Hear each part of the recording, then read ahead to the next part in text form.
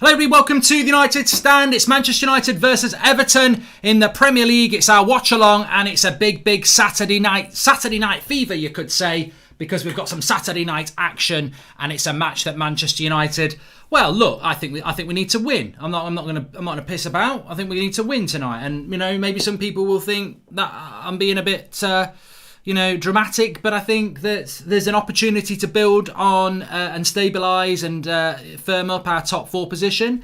I think there's also an opportunity to put a little bit of pressure on Liverpool and Manchester City tomorrow. And also, of course, as we see all the flowers in the live comments for the Flowers of Manchester, this is the anniversary of the Munich tragedy. So it would be very nice if Manchester United could win on a day that is so important for our club's history. But you know what? To be honest, that hasn't always been the case. I remember the game at Old Trafford a few years ago, where we wore the old vintage kits and Ronaldo was playing and we lost to Man City at Old Trafford. So it doesn't always work that way. So we've got to be focused and we've got to treat this game like a cup final for many different ways, because that is what we need to do at Manchester United tonight to win this game. So look, there is a bit of early team news. I've stuck the team from Tuesday night and I've just gone with the whole, do you change a winning team? Because that's always a difficult thing to do. But I don't think he will change a winning team. I do think he will change a winning team because I think Paul Pogba's going to play, isn't he? So that'll be interesting, of course. But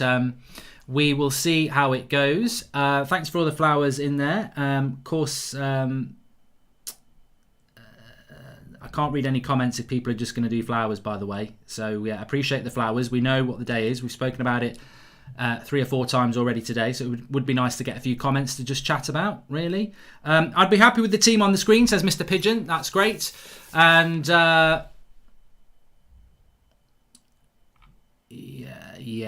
I'm gonna put members mode on in a minute because I can't read comments if people are just going to do that. And I know it's for a great cause, but we are 3 minutes into the show now, so if you don't do that, stop it. I'm just going to put members mode on and we'll just talk to members because we do need to interact with people in the live comments. It's the whole point of going early. What's your score prediction, says Lewis Gil Martin.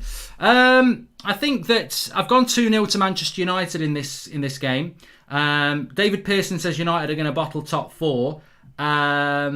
Have you got your lucky PJs on? No, says no, Josh. I haven't. I'm still got my jeans on and everything like that. So yeah.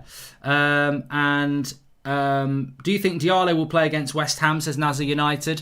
I think so. I have seen a leaked team for tonight's game, by the way. And I don't know whether anybody else has seen this, but I have seen a leaked team for tonight, and it actually is the same as the one that's on the screen next to me. However, it's got Scott McTominay in and Pogba in the midfield instead of Fred. So, I don't really know whether that will be the case or not, but we'll have to wait and see whether that will be the case. Team news will be out in about half an hour's time. Seems like Ollie wants to play Pogba in the Beckham position, but that's not where you get the best out of Pogba, says Zero Blade 57. Welcome to the Members Club, Daniel Cardono. Thank you very much for that. I think that David Beckham and Paul Pogba are similar in some ways in relation to their Adidas sponsorship and their appeal off the pitch, but there is absolutely no way that David Beckham and Paul Pogba are similar players in relation to... I can't believe England have just lost to fucking Scotland in rugby. Get that off. Just piss off. I hope that's not the story of the night that we're going to get. Fucking losing to Scotland at rugby. Get out. Scooby-Doo. Bloody shite. Absolute shit. What an embarrassment. Well done, Scotland, by the way, but what an embarrassment losing to Scotland. Scooby fucking doo. Bloody joke. Anyway, back on with this. This is why football's my sport, because you try and get into other sports, and I do like my rugby, but that's a bloody joke. We haven't lost to Scotland at Twickenham since 1983. But having said that doesn't really count because there's no fans in the ground anyway. I mean, all this bloody home advantage shit, and it's the same with football now as well. It doesn't really exist, all this home advantage bollocks now. It doesn't, because I almost feel bad that, if there was... Imagine we're playing Everton tonight, which we are, and Everton hadn't beaten Manchester United since the 1970s, and then Everton beat us tonight.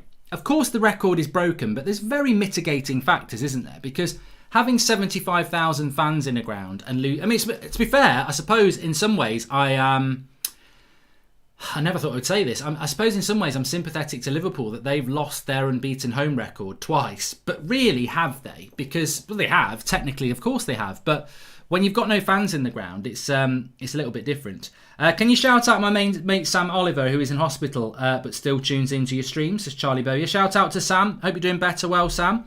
Unless he works in a hospital, he might be a hospital porter. He might. I don't think he is. I think he might be not very well. So I wish him all the best either way. Who would win, Liverpool or Man City? Answer on current form, Man City, I think. Drop McTominay. Why not Pogba? No, I've not changed the team. I've not changed the bloody team. That's the team that started on Tuesday night against Southampton. I just haven't changed it. So, that's why it's like that. I'm pretty sure that Paul Pogba will start tonight. But I haven't changed it because I just thought, you know what? Let's keep it as it is, and then we'll go from there. You know what I'm saying? So that's what we've done. What's your score predictions anyway later for everyone? What are you going to go for? Because I'm going to go 2-0 to Manchester United. And I think we will win 2-0. But Everton are going to be a tough proposition. And as much as Manchester United have got their team to pick tonight, of course, I've got West Ham Fulham on, by the way. As much as Manchester United have got their team to pick tonight, let's not forget that whilst Paul Pogba was on the bench for Manchester United against Southampton and didn't get on the pitch, James Rodriguez was on the pitch for Everton in their win against Leeds. So, will they start James Rodriguez? Interesting, isn't it? A lot of people going for Manchester United wins. Will Cavani score, says Mike. And one more time, Mark, Scooby-Doo in a Scottish. Well, I've got to do... he's asking me to... Joe Riker says, can you do... a Scottish accent? Well, I feel that I should do, being as they've just beat England at the bloody rugby. Scooby-Doo. Maybe it's going to be McTominay's night, the Scots. Mark, if we win and City lose, we're in good shape, says Ryan Stewart. Yeah, I don't know about that. I think we would go level with City and they've got a game in hand, but we play them at the start of the month. I mean, look, it's going to take a big effort for Manchester United to catch up with Manchester City and go past them again. But this is what tonight is all about. Especially the prize for winning tonight is that you've got West Brom and Newcastle as your next two games. And of course, those games won't be easy because there are no games that are easy in the Premier League. But, you would hope that having beaten Southampton and Everton, and with Chelsea and Man City to come after West Brom and Newcastle, it gives us a real opportunity. So, look, I'm pumped up tonight. You've got to pump it up. Don't you know? Pump it up. You got to pump it up. You've got to pump it up. And I am pumping it up tonight because, this is the one. This is the one we're waiting for. Emotions are running high for obvious reasons. But this season this is an opportunity for us. And I feel that it's interesting again, isn't it, that Arsenal have lost 2 games in a row, having just got a good result against us again. They've collapsed. Southampton have lost 2 games in a row. A lot of teams are dipping into bad form at the moment. And whilst we did lose to Sheffield United, we've gone and beaten Southampton and we've drawn with Arsenal. If we beat with Everton, we've probably not done too bad, especially with those 2 games coming up after. Do you think the Chuckle Brothers would have performed better than Maguire and Lindelof this season, says Thomas Harmony? Come on, Thomas, come on. Thanks for the super chats. You can do that through the $sign if you want to. And please subscribe, bottom right-hand corner. But you know what, in seriousness, Maguire and Lindelof will start tonight. I feel like I'm being a bit too serious, but no, Maguire and Lindelof will start tonight because Eric Bailly is carrying a bit of an injury. I don't particularly like them as centre backs, I've got to be honest, but they are our centre backs, and we've got to get behind them. We've got to get behind them. Looking handsome today, says Charlie M. Thank you, Mark. Have you watched? What? I don't know. I haven't, Alvin. I can't even pronounce what it is I'm meant to have watched, but I haven't watched it anyway. So that's that. Keep the questions flying in. We haven't got any leaked team news at the moment. Suffice to say, I saw one. And it's West Ham should be losing 1-0. Fulham are all over them at the moment. I saw one team, and it was the same as the one that I've got on the screen, and the same team that started against Southampton. However, Fred wasn't in it, and Pogba was. Which, I'd be interested by that, He has tried McTominay and Pogba before, and they haven't worked. I remember them trying it against Crystal Palace at Selhurst Park, and it didn't work. So, it'd be interesting if there was any truth in that. I personally don't think that there is, but we'll see. I wouldn't start Martial tonight as well. I mean, look, let's just go through that. I think that Carlo Ancelotti said in his pre-match press conference that he will try a different approach to the game than 2 games we've played against them this year. Any ideas what he will do? Yeah, well, I was just going to say that, Periodic Class, and it's an interesting point because when we played them at Goodison Park, was when Ollie was potentially going to lose his job 2.5 days after we'd lost in Istanbul, and we beat them. Did we beat them 3-1 or something like that? They had a really good chance to equalise. Decore mishit it, and then we went up the other end and won it. Cavani. We put it to bed. When we played them in the Carabao Cup just before Christmas, I thought we played fantastic. For half an hour, they couldn't get out their half. So I think that he's going to have to try a different way of playing because we pressed really high. But remember, in that game, we played Eric Bailly, and we're playing Victor Lindelof in this game. So, it could be different. The kickoff is at 8 o'clock, Adrian, yes. And how old is Souček? If he's young, I would like him at United. I think Souček's about... I don't think he's any older than 26. I really don't think he's older than 26. Diallo should have been part of the first team today, says Hamish. I don't know. I think Ollie's made it quite clear that it's about fitness. And to that end, because it's about fitness, therefore, he got a hat-trick of assists yesterday, didn't he, and a goal. So, have you watched Matt IP on Netflix, Mark, says Daniel? No, I don't even know if that's real, so I'm not even going to read the full name.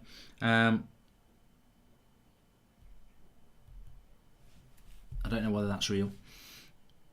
What's your opinion on the referee's mistake against Sheffield, says Lewis Byrne? I think it's absolutely irrelevant because we were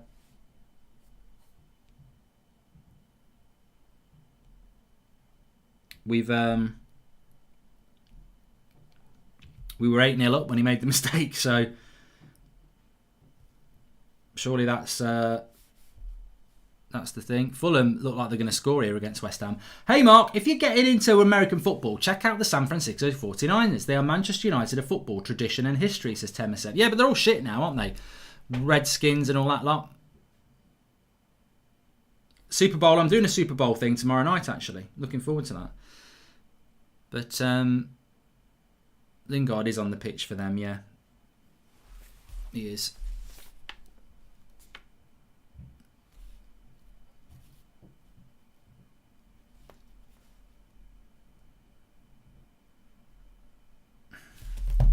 Hi Mark, were you there when England won the World Cup? You cheeky get. That was in 1966. Do I look like I'm bloody 50-something? 60-something? Be coming up for 60 actually, wouldn't I, if I was born in bloody 66? God, you cheeky get. G-Ling's hat-trick incoming. Well, it's 0-0 at the moment, and Fulham are playing the better football. Can you shout out my sick mate, Shay, says Galaxy Polar Bear. And what do you think of Bednarak getting another OG today, says Phil Fooden? It tends to happen, doesn't it? Souček is 25, by the way. A lot of people are saying that in the live comments. Thanks, everyone, for that. And Greenwood looks like he's returning to form. What do you think? Thoughts on Cavani so far? Lucky signing for Ed or credit due? Lucky, Kieran Byrne. And Mark, I hope the Glazers get that winning mentality like Tom Brady signing in the summer incoming, says Victor. Yeah, look, I think that's a really important thing. Obviously, Anthony Martial could play tonight. I like Anthony Martial, of course. He's one of my favourite players. He's coming back to a little bit of form with a bit of confidence against Southampton. But I think in a game like this, when you're up against people like Yerry Mina, who is a very physical and dominant centre-back, you need a very experienced centre forward. And I think Cavani is really important for this game. I don't mind Anthony Martial coming off the bench, but I think Cavani is really important for this game. So I definitely would pick him. Going back to that question about whether Ed Woodward got it right, riddle me this. I think Cavani's been a fantastic signing, but I think it's total luck that it's worked out well, considering we bought him right at the end of a transfer window when we could have bought him 4 months before. We got desperate and we got lucky, and there's nothing wrong with that, but we did get desperate. Cavani was not part of the plan, because if Cavani was part of the plan, he would have been in the team to play the opening game of the season against Crystal Palace. Remember, we'd played 3 Premier League games by the time we bought Cavani. So it was definitely an end of window panic buy. But it's worked out fantastically well. And I actually, on how well he's worked out, people want to profess that they knew it was going to be a brilliant signing. Bullshit. It was a desperate signing that nobody actually was really that excited about. But it's worked out really well. So well, I wish we had got him in August. Imagine if we'd had Cavani in August.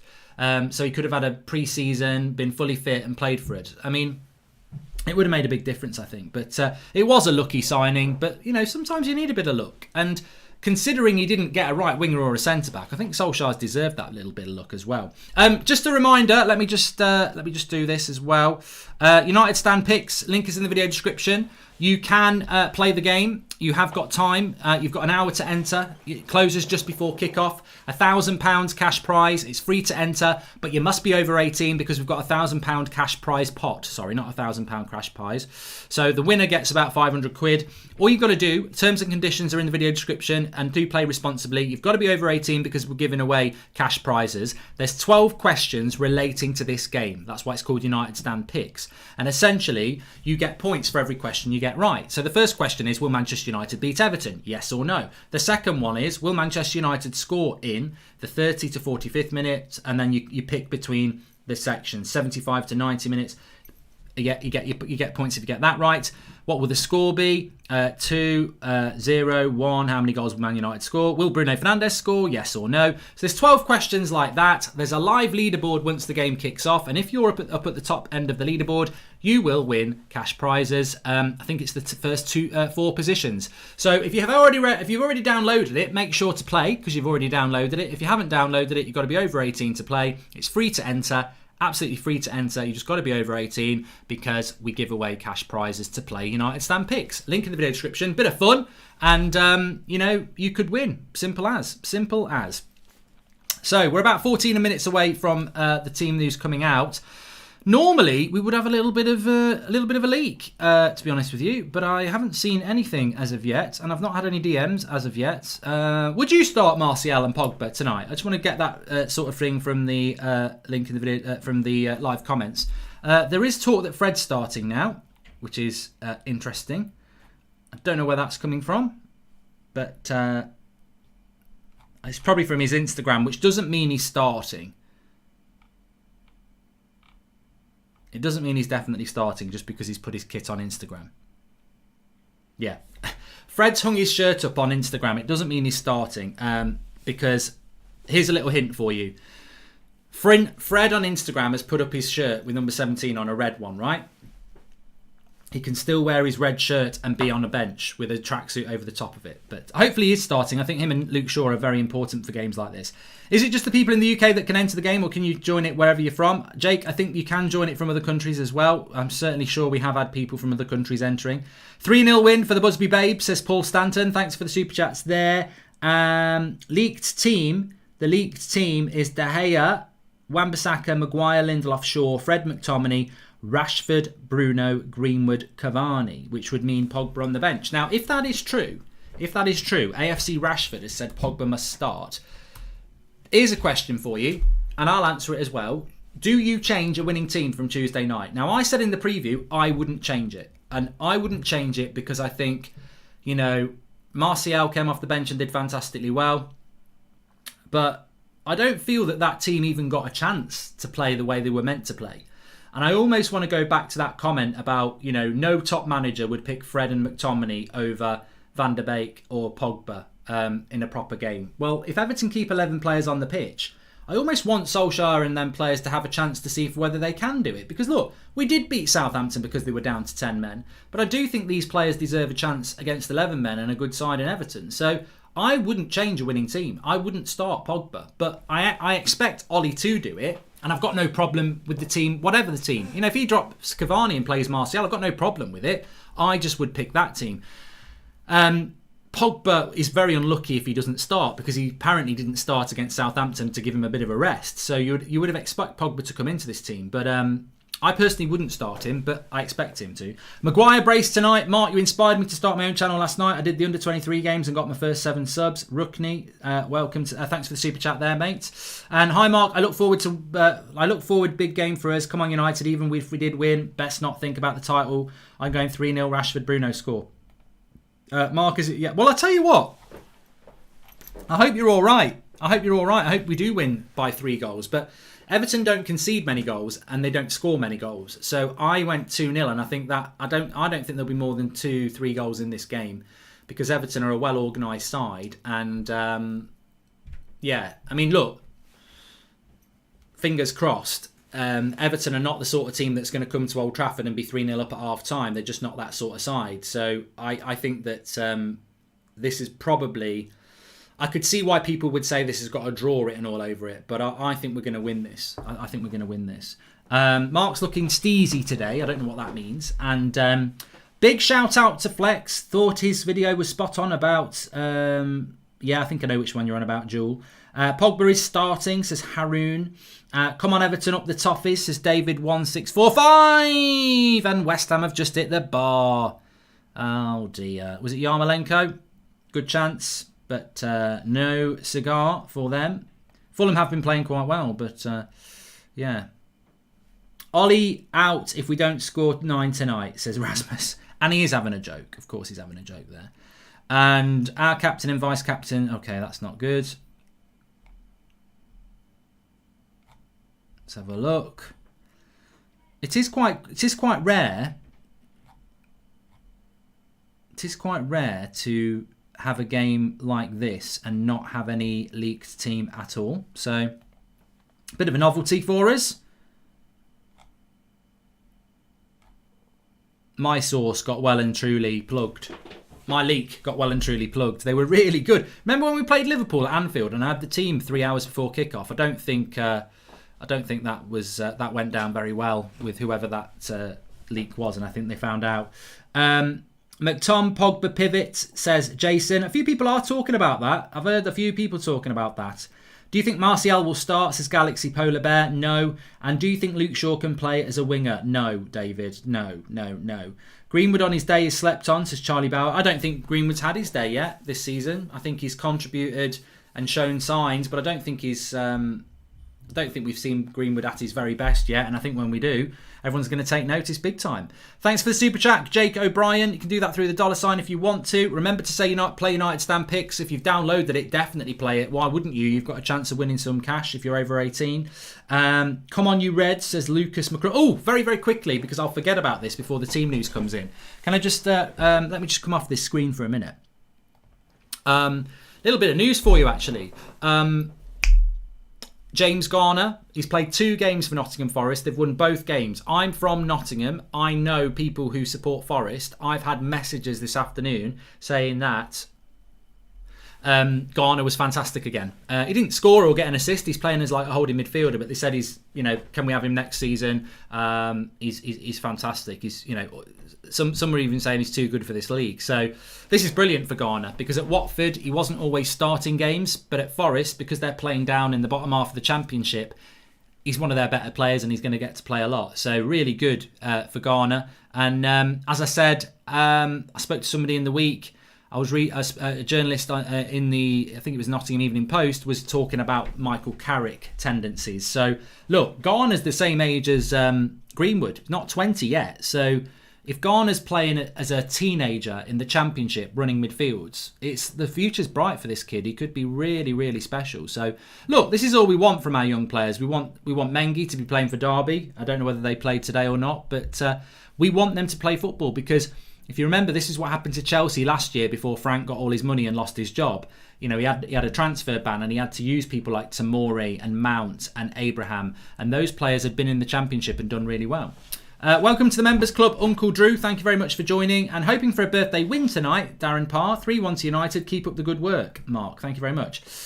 Out of all the games that Fred hasn't started, we have lost 75% of them. He's so important to us and the most underrated player in our team. I think with him and Luke Shaw, they are massively underrated. I agree with you, Daniel Hodgson. Can you call my old man Lee a prat, please, says Jake O'Brien. Lee, your son says you're a prat. I don't know whether you agree, Lee, but your son says you're a prat. Let's come back to here. Fred must start, says Shush Shush. Well, I don't know whether Fred is going to start today, but there is talk that it's going to be a Pogba McTominay pivot. IIP is real on Netflix, says Daniel. It's a good film. Not trying to catch you out. I respect you too much. Thank you, Daniel. Come on, Everton. Arteta for Ancelotti, says Zayn Miasi. He wants a different manager now, Zayn.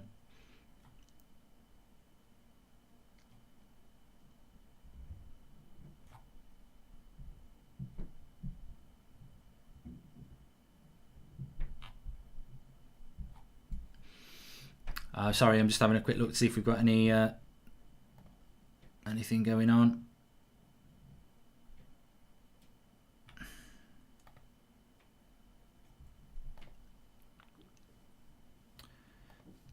I'll tell you what, I've got to be honest, I do not like Saturday night football. I really don't like Saturday night football. I don't like 8 o'clock kickoffs on a Saturday night. It just feels wrong to me. But I know for a lot of our worldwide fans, they love it. But I hate it. I really do. Saturday night for me is film night, and it always has been. Is Martial now branded a cheat after Mike Dean's red card was reviewed? And does it show VAR is still not good enough, says Lee Preston? I still think it's a penalty on Martial.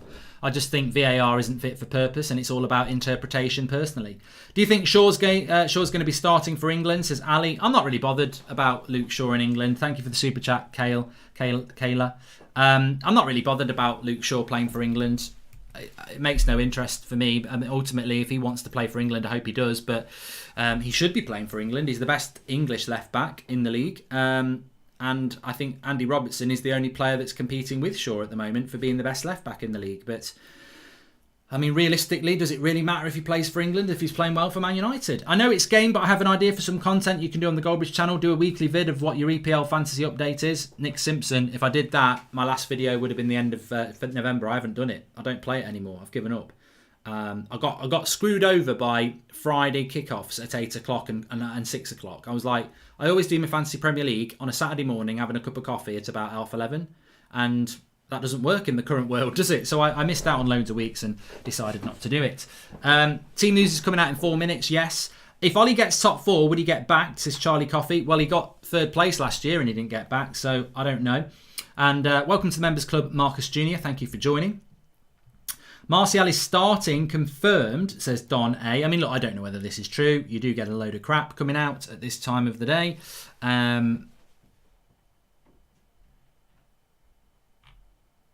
You do get a lot of crap coming out at this time of the day in relation to the team news, but we have got only a couple of minutes. There is a confirmed... No, don't read that one out. It's got Andres Pereira's in it. Donny will come on second half and score, says M&K Group. I hope so. And I don't know. The one thing I would say is I don't think anybody is expecting Donny van der Beek to be starting, and I don't think anybody will be saying free Donny today. Will they? I really don't think that's going to happen today, because although he had a half against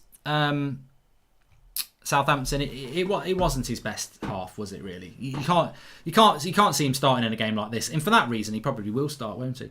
Hi, Mark. My son and I love watching you. Please, can you say Jared, you bloody prat? Says Steve-O. And Bruno scores every time against Everton. Hopefully, Martial scores today, says Victor. I seem to remember. I think Anthony Martial has got a good scoring record against Everton as well. Seamus Coleman used to have him on toast a lot of the time. So, look, I don't care. I don't care. As long as Phil Jones ain't playing, I'm not bothered. Or Dan James or Juan Mata. I think that, if Martial starts and Pogba start, fine. If Cavani starts and Pogba doesn't start and Martial doesn't start, fine. I'd play Jones. Been a year since we lost with him. This is Robert McCormack. Zane says Mark Tierney has played better than Shaw this season. Zane, you're in 10th. Hi Mark, I've done that one. We've done that one as well. And if Ollie wins the league, should he leave Man United? Says Ashik. Well, he's never going to do that, is he? Salah Ahmed says, I've just read Bruno's interview on BN and it was just elite mentality. He wants to win trophies and he doesn't want comparisons to anyone. He wants to be the best Bruno. I saw that, Salah Ahmed, and basically Bruno was talking and he was along the lines of something like this. I don't compare myself to anyone. I compare myself to myself. Basically, I just want to be a better me every single day, which is exactly the sort of mentality that we want from Bruno Fernandes, because we want the best Bruno and we want him to get better and better. And the funny thing is, I was asked today, has Bruno Fernandes is Bruno Fernandes' form bothering you at the moment? And I was like, he's just got two assists and a goal on Tuesday night. Luke Shaw leads all left-backs in chances created from open play per 90 minutes. He's first with 1.35 chances per 90. Robertson creates 1.3. Shaw better than Robertson, says Uncle Drew. Well, it's certainly a stat that goes in his favour. I'd say that one for sure. Right, team news should be coming in any second now. So I'm just going to see if I'll get it somewhere.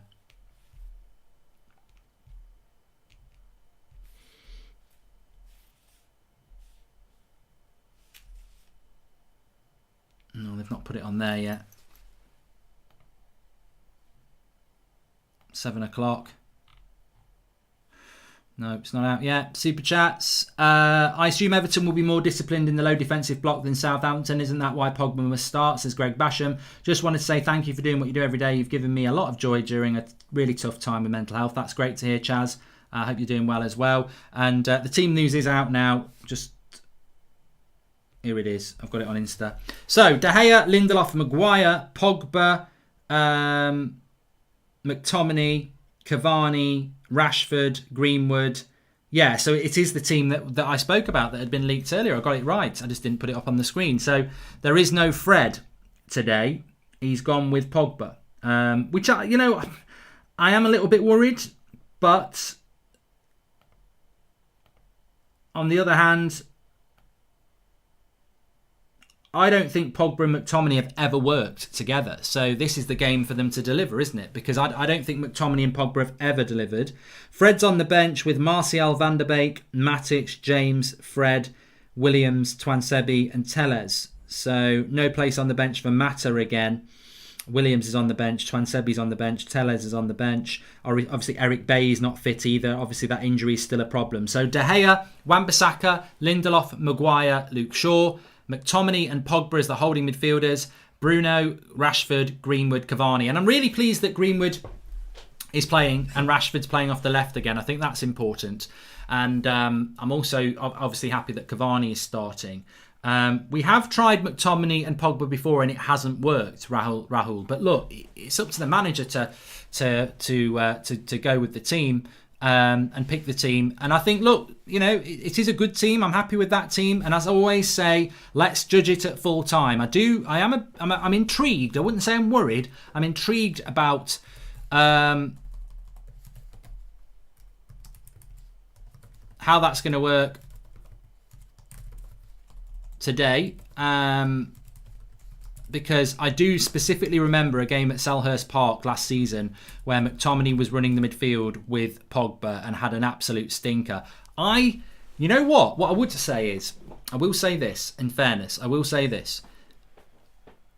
CDM isn't McTominay's position, in my opinion. It's not. And he's going to be playing CDM today because there's no way Pogba's playing as a CDM. So McTominay is the shield. McTominay is the player that is going to provide the protection for our centre-backs today. And I don't think McTominay's a CDM. So this is, again, something that, are we going to see McTominay getting forward? I don't think so. You want to see Pogba getting forward as well. So I'm intrigued by this. It's a Scooby-Doo. Well, Scotland beat England in the rugby today, so maybe this is the day that McTominay starts to show that he is a CDM.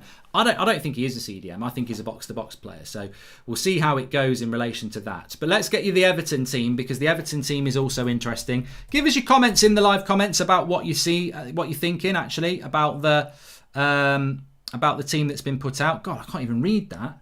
James Rodriguez does start for Everton as well. They've got Olsen in goal, no Pickford, which we knew. Holgate right back, Digne left back, Michael Keane and Godfrey. Yerry Mina on the bench. I'm stunned. I'm absolutely stunned that he's not picked Yerry Mina. Ben Madden says no Mina for Everton. He was their man of the match against Leeds. He must be carrying an injury. That is a real boost for us, because I think Mina is... he's probably picked McTominay for the height, says Jake Henderson. Yeah, he probably has, actually. Which is a bit disappointing, because I don't see Pep Guardiola picking players for height, and I don't see Liverpool picking players for height. But Manchester United always seem to pick players for height. Mourinho did it. Our midfield is not good enough. We need someone like Xhaka, says Mark Silverbridge. But real boost here. Michael Keane playing instead of Yerry Mina. Now, that might be because of fitness problems, because Yerry Mina was brilliant against Leeds on Wednesday night. Midfield 3 of Davies, Andre Gomez and Decore, with Calvert-Lewin, James and Richarlison. So they've got a good front three, a combative midfield. I think Davies against McTominay could be quite interesting. On the bench is Sigurdsson, Iwobi, Josh King, Bernard, Coleman, Delph, Nkunku, Mina and Joa Virginia, who I presume is a goalkeeper. Tinkerman again, just stick to a winning team, says Mackenzie. Hey, you know what? I've got to listen up. The reality is that when we play without Fred, our win percentage isn't as good. It's massive when Fred plays. So there is a big focus on McTominay and Pogba tonight. They've got to deliver. That's not the midfield I would go for. I've got to be honest. But, hi-ho Silva, that's what he's gone for. I trust Ollie. He deserves to be trusted. If he gets it wrong, he gets it wrong. But look, the focus has to be on that. Of course it does. That's the only issue I've got with that team. I'm really happy that Greenwood's playing. I'm really happy Rashford's on the left. I think Cavani deserves to start. I think Martial, unlucky to miss out. Obviously, Bruno's going to start. Luke Shaw and Wan-Bissaka have got to start. Maguire and Lindelof need to start if Bay's not fit, and Bay's not fit. Obviously, De Gea in goal. The real area in that team is the midfield. He's gone with Pogba and McTominay, and Fred misses out. So Winter says, I don't know what the hype is about Fred. He's your worst player. Ollie wants to play the youth players, says Tumashu. And McSauce will dominate Calvert-Lewin, says Frank. Why? Do you know that, Frank, did you realise that Calvert-Lewin's a centre forward and McTominay's a midfielder? He shouldn't be anywhere near him. I think he chose the academy players, says Edu. Well, look, the great thing about tonight is that you've got McTominay and Pogba. I mean, Pogba did come through the youth setup from 14. I know he left, but he did. We did bring him in from France as quite a young teenager. Rashford and McTominay and Greenwood, all products of the youth system in a real way. They really did come into the club really young. Who, if you had a choice between Ndidi and Rice, says better. Look, I don't know. Maybe there is something in that. Maybe Solskjaer has done that on purpose. He wants to start Greenwood, Rashford and McTominay because it's an important day and he knows that those players will know what tonight's all about. We know the one thing you can say about McTominay is that, whether you think he's a CDM or whether you think he's a box-to-box or whether you think he's good enough or not, what you can't take away from Scott McTominay is his passion and tenacity and desire to play for the shirt, and especially on a night like tonight, on a day like today, Munich tragedy anniversary, he will know it more than anybody. So, maybe Ollie's done it in that way. I wish Martial played left wing instead of Rashford. Rashford doesn't defend and doesn't make runs. I wish we had Sane. This is Mohammed Al-Ghamada. And Scott started to look for forward passes recently and has stopped just passing backwards and sideways. Looked much better overall last game, says Nick. I think the issue for me with McTominay, and I've said it many, many times, is that especially in this system, Pogba's not a holding midfielder, and I don't think McTominay is. So where's the protection for our defenders? And that's my problem. I think both McTominay and Pogba are playing out of position tonight. That's my issue. I don't think either of them are holding midfielders, whereas I think Fred is a little bit more defensive aware. Matic, of course, is, but he's just not playing well. So I'm a little bit concerned about McTominay and Pogba's discipline defensively, because I don't think Pogba's, it's fine. I don't think Pogba's discipline defensively is as good as a Fred or a Matic. And as I've said about McTominay, he tends to have this bunny hop thing before diving in, and that can lose you a second. But look, the game's not kicked off yet. Let's see how they get on. If you could buy any number 6 in the world right now, who would it be, says Alex Goran. I'd like Ndidi. I think he does a fantastic job for Leicester, and I think he'd do a great job for us. I also like Declan Rice. Scott started. I've done that one from Nick. Fred is needed in a game like this. Not confident at all, says Adetio. I just wonder if Fred might be carrying an injury, because I think Fred's tenacity and speed across the ground would be very important in a game like this. And we're only playing, we're playing West Ham on Tuesday in the Cup, and the more important game is this game, and then we're not playing West Brom till Sunday. So resting Fred, to me, it looks like we've probably given him a rest, but we'll see how it goes. Certainly see how it goes. McTominay has to be disciplined today, says Kevin. He's got to be disciplined today because Calvert-Lewin is quite quick, and Lindelof and Maguire are going to have to be careful of that. Shush says if Luke Shaw has a game like last time, we'll 100% win. Yeah, I mean, Luke Shaw's a massive, massive player for us. And tall players, because Everton are a threat in the air. That's the reason for playing McTominay, says Jose Porto. And what is Michael Carrick's future plans? Love you, says Jamie Howell. I don't know. We need a player who can do Matic's, Fred and McTominay's job all in one. That would take us to the next level, along with the right winger, says Beto. 100%. We need a right winger that's going to do... Sorry, we need a right winger that's going to create, but we also need a CDM who knows what they're doing, whose job it is to do what they're going to do, which is hold the midfield. And we don't have that at the moment, which is why... It's why we're having this conversation right now, isn't it? Because we don't have that. We don't have that player who can do that, who can just run the midfield. So, yeah, it'd be nice if we did get that, but we don't, and we haven't, and we won't. So, yeah, there we go. It's going to be a cold night, and it's going to be a wet night in Manchester. It's raining a lot in the UK at the moment, so that will have an impact, yes. Thanks for the super chats. You can do that through the $ if you want to. And remember to play United Stand Picks. Links in the video description. You've got to be over 18. It's free to play, though. The reason you've got to be over 18, terms and conditions are in the video description, but effectively we're giving away cash prizes, so you've got to be over 18. 12 questions in relation to this game. Things like, will Bruno score? Will Man United win? 12 questions. There's a live leaderboard once the game has started, and you can win if you are at the top of the leaderboard or in the top 4 spots, I think it is, at full time. Links in the video description. If you've already downloaded it, you may as well play it because it's free to play. If you haven't downloaded it, links in the video description. Free to enter, but you must be over 18. Give it a go. Ronan says, come on Everton. 2-0 Manchester United tonight. I think I've got a feeling we're going to play well. And I don't think we're going to play well just because it's the Munich tragedy anniversary, because we have, as I said, I remember that game at Old Trafford when Man City came and they wore their vintage kit and we wore our vintage kit. I remember Ronaldo in it and we lost, which was really surprising. But you can lose any game of football. Just because there's a major event to get you pumped up doesn't mean that you then don't go out and not perform. Or perform. So, you know, I think we will perform tonight. Went back and watched one of the first United Stand streams. Love the suit. Congratulations on the great work on the United Stand. Big up from Australia, says Truly Balls HD. Thank you very much.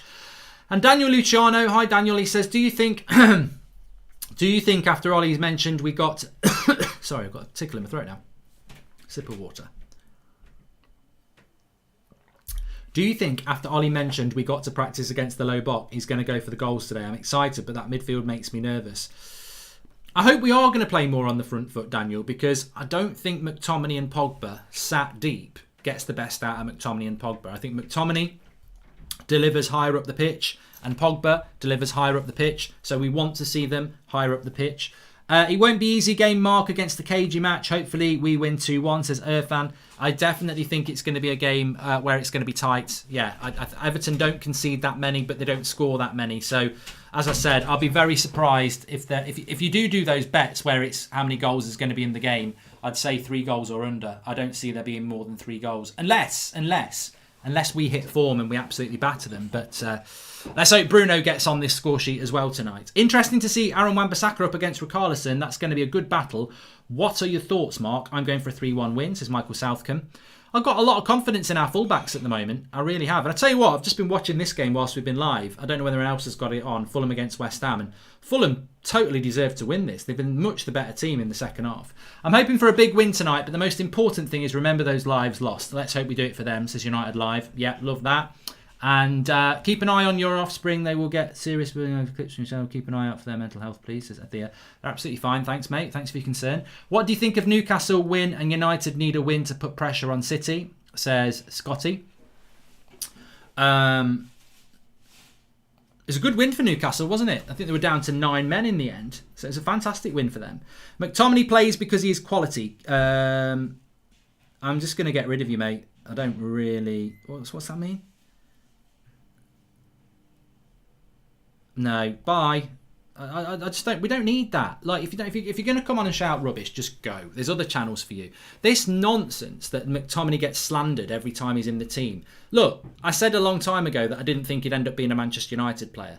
I've consistently said that I don't think he's a CDM, but I haven't heard anybody slandering him or anything like that really for a very long time. So, jog on with your negativity, because we're not having any negativity on this channel, especially not on a day like this. We're not having any of that. So jog on with your stupidity and get out and get away. I think there has been some grown-up conversation about McTominay, about him not being a CDM, and I think it's going to be really interesting to see tonight. But what I will say about McTominay, and I'll keep on saying it, is I don't think that Scott McTominay is a CDM, and I don't think we'll get the best out of him in that position, because every time I've been impressed by Scott, it's when he's getting towards the edge of the box, when he's running past Bruno or he's hanging around on the edge of the box. He's got a lovely shot on him, and I think he's an impact. I think he can make an impact in and around the box. I don't think you get the best out of the player sitting him in front of a back four. I really don't. But I think there is a bit of an obsession. You look at our coaches, Darren Fletcher.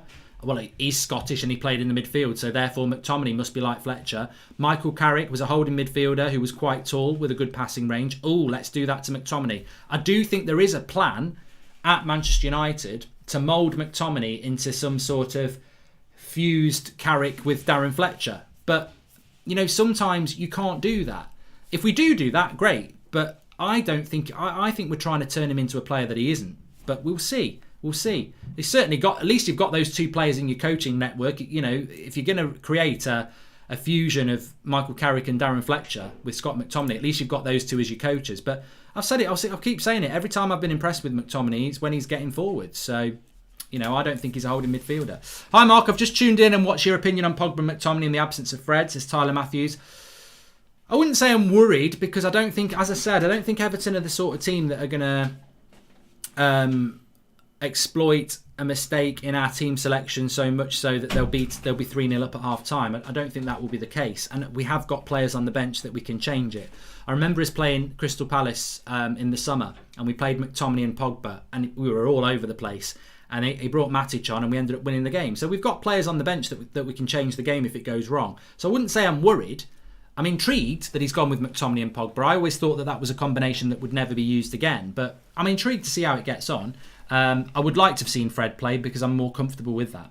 Would you rather Rice or Soucek from West Ham if you had to pick one? Rice for me. Yeah, but Soucek's good. First super chat here. What's your score prediction? Says Grace. 2-0, Grace. And thank you for the super chat. Shout out to my girlfriend Kayla for trying to send a super chat earlier to ask you to say happy birthday to me, says Joel Sargent. All she typed was, hey Mark. Well, Joel, the thought was there, and happy birthday to you anyway. And a shout out to Jayla for trying. So, but happy birthday, mate. I hope we can get a win tonight. I think we are going to get a win. And Marky says we needed academy players on the pitch today. The player I'm really happy that's playing the most, actually. I don't know what everybody else thinks, but the player that I'm most happy that's playing, who is a youth player, is Mason Greenwood. I think with Mason Greenwood, it's well documented that he's had a hard season. On and off the pitch. It's been a bit up and down. But he played well against Palace. He didn't score, but he got an assist. And I think that for him to start this game, it's good for his confidence. It's good for his development. So I'm happy that he's playing. But, have no shadow of a doubt. We can't just turn up tonight and expect to win. Everton are a better side than Southampton. They're on a good run. They're a well-organised team. Ancelotti's a top manager. And if we had a game like Burnley, where we're not creating off the wings, or if we had a game where Greenwood and Rashford are a bit greedy and not getting their heads up, and Cavani's getting frustrated, and McTominay and Pogba can't get the ball to Bruno, this could be a 0-0, 1-0 win for Everton. So we've got to be up for it tonight. Rich, which right winger would you like to see play for United, says Calix Vision? Amad Diallo. Before we even talk about buying a right winger, I want to see that kid on the right wing. I want to see what he's got, because I know it's under 23s football, and I've always said it doesn't matter. It's just all under 23s football is about is going through, climbing up the ladder. Under 18s, under 23s, train with the first team, get in the first team. I just want to see Amad Diallo play in the first team and see what he's all about, because he's a creator, and that's what we need. Greenwood's a goal scorer, Rashford's a goal scorer. Diallo is a creator. That's his thing, and I want to see what happens with him. I think Rashford 10 is going to play bad this game. He doesn't know what to do in the final third. He either falls or makes the wrong decision, says Mohammed. And updated top 4 prediction, Mark, says Mackenzie. As of now, I think that the top 4 will be City winning the league, Liverpool or United second and third, and I think Chelsea will get 4th place. I mean, look at West Ham. You know, this is the problem, isn't it, for teams like West Ham and Villa? West Ham beat Villa and then draw to Fulham. Villa lose to West Ham and then beat Arsenal. They're all doing each other, and I think Chelsea, if they find some consistency, will be fine. Seeing that we're still in a title challenge, do you think it's wise for us solely focus on the league and ignore the Europa League, says Lee? I think we can focus on the Europa League. I think the Europa League is about squad rotation. That's what that's about to me. It's not about. You know, you can't pick the same team on a Thursday and a Sunday and expect to do well in both tournaments. So. Yeah, so I would like to see the wider squad used. And if you look at who's on the bench today, if we had a Europa League game midweek, then you would hope to see Van der Beek starting, Telles starting, Twansebi starting, Martial starting, maybe Diallo starting. So we can make a lot of changes.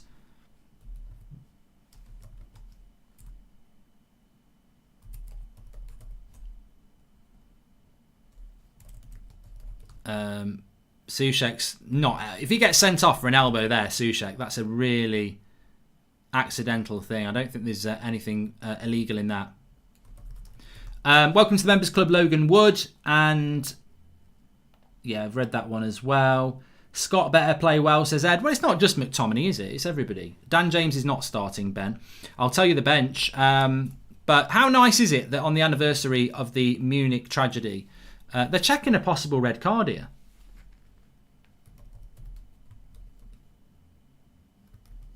I wonder if they'll give it him.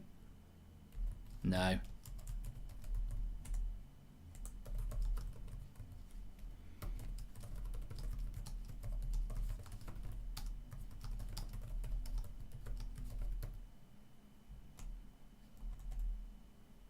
Oh, for God's sake. If they give Soucek a red card for that, it's a joke. Absolute joke. VAR can F off. That is a joke.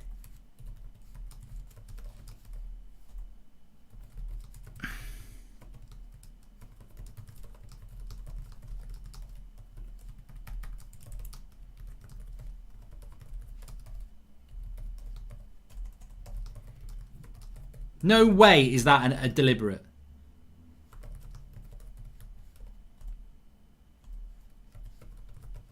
Mike Dean needs striking off for that. If he sends him off for that, Mike Dean needs striking off. That is really, basically, if you're not watching it, Soucek, there's a free kick going to be kicked into the corner by West Ham, and Soucek is with Mitrovic, and he just moves his arm up to get a bit of space. Like, he's literally just moving his arm up.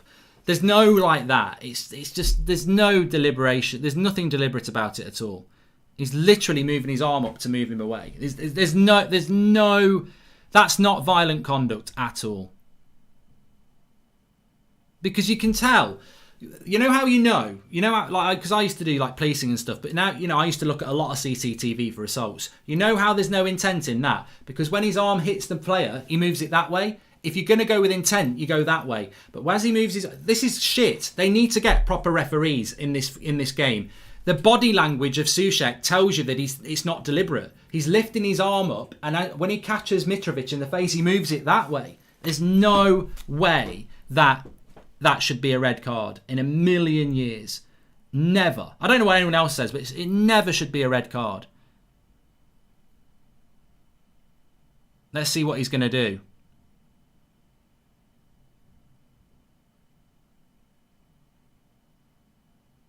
Oh my God. Football's in the mud, people. Football is officially in the mud. That is a joke. What a joke. Football is officially in the mud. That is a disgrace.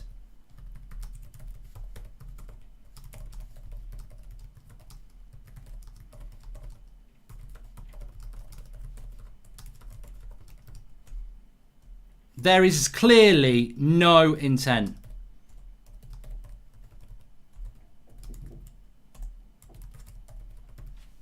I just give up. I just give up on football now. I'm not even a West Ham fan, but I give up. That is a disgrace. Absolute disgrace. He's giving him a red card.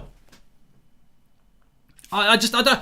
The thing is, we are consumers. We're Manchester United fans. So if Harry Maguire today stood on the edge of the box for a corner, and he just moves his arm up to get a bit of space and catches someone in the eye, you're off for a red card. Like, he doesn't do anything. Like, the funny thing is, as he catches Mitrovic, he moves his arm away because there's no intent to do it. It's an accident. Oh, I don't know. I really don't see how that's a red card, but he won't be playing in the FA Cup game. I suppose that is a positive, but disgusting. And it's Mike Dean again, isn't it? I mean, we benefited from that, but I think that's bloody useless. I really do. I don't know what anyone else says. Having said that, I must just say, who knows what the rules are anymore, people? Who knows? Maybe they've changed the rule that if your elbow touches a player's face in any way, it's a red card. Maybe that rule's there, but there's no intent there. That ruins West Ham's next game. Souček is our best player at the moment. No red card and clear dive. We score, says Kane. Pundit, one of the worst decisions I've ever seen, says Daniel Luciano. Mike, they need to get rid of him. They need to get rid of Mr. Dean because I don't understand it. And I can't see anybody in the live comments. And the reason I'm addressing it is because this could happen to Manchester United in a big game. This could happen to us against Man City next month. And ultimately, if you've not seen it, Mitrovic and Souček, it's a cross in a good position for West Ham. They're waiting for the cross to come in, and he moves his arm up just to, well, he's not even doing that. He's just moving his arm up to get a bit of space from the player. It's hard to explain because it makes it sound like, well, why is he moving his arm up? But it's a natural thing. Mitrovic's head connects with the arm as it moves up, and he moves his arm away. Like, that's an accident. So it's really stupid. Really, really stupid. And I don't think Mike Dean's a very, very good referee, is he? Meant to be one of the most experienced referees in the Premier League, and I think he's bottled that. VAR has said you might want to have a look at it, and he spent ages looking at it. It's a joke. But it's over and it's finished 0-0. How much gold do you have on your bridge, says Bacon. And what an absolute joke. Dean having his 5 minutes of fame again, says Hayden Sweet. Absolutely useless. I think they'll review that one and he'll probably get it taken away because it's farcical. Absolutely farcical. The game has gone soft, says Nicholas. And disgrace, says King. We should have played Matic and Pogba today if we need height in the box, and Matic would be a better CDM. You know what, Roja? I think you make a good point. There's a lot of concern about this McTominay-Pogba thing. In fact, I don't want to call it concern. I don't think we should call it concern because it makes it sound like we're not happy, and I don't think any United fan's not happy. I think we're surprised. I think we're surprised that he's gone with Pogba and McTominay because we haven't seen Pogba and McTominay play together that often, and when they have played, on a couple of occasions I recall, it's not gone that well. I actually think he would have played Matic and Pogba today, but I think the reason he hasn't played Matic, and I think he's probably resting Fred, and I think the reason he hasn't played Matic is because he doesn't trust Matic, because Matic has been a bit shit. We played Matic against Sheffield United and we lost. So therefore, I think the reason he's probably gone with McTominay is for the height, is for the reliability, and it's also because he doesn't trust Matic. Luke Shaw is incredible now, had an awful injury years ago and had got to his confidence back. He's my favourite player and any club would want him, says Jamie. Thanks for the contribution, Lee YS. And I don't see a problem with VAR. It's the referees that are ruining it. We need a better quality. The Premier is the best league. It needs better. Mark, that you're absolutely spot on there. We moan about VAR, and I think I've even tweeted about VAR. But you're absolutely correct. VAR is just showing you the incident. It's humans who interpret it. So you're absolutely spot on there. Well done, Mark. PSG goated, really took out Man United at the Champions League. Mark, say happy birthday to the GOAT Neymar. Europa United, says Entel. Let's just ignore him. This season they emphasise on regardless of intent to clear out any subjective decision making. That's how it's been for the last few years, says Lee YS. So an elbow to the face in any circumstances is a red card. No. You can't do that because, I mean, they're going to show it again now. You can't do that. You've got to have intent in the rule because people will connect with people. And they're showing it on the telly now if you've got Sky Sports on. And, he's literally not even looking. He's not even looking. There is no intent.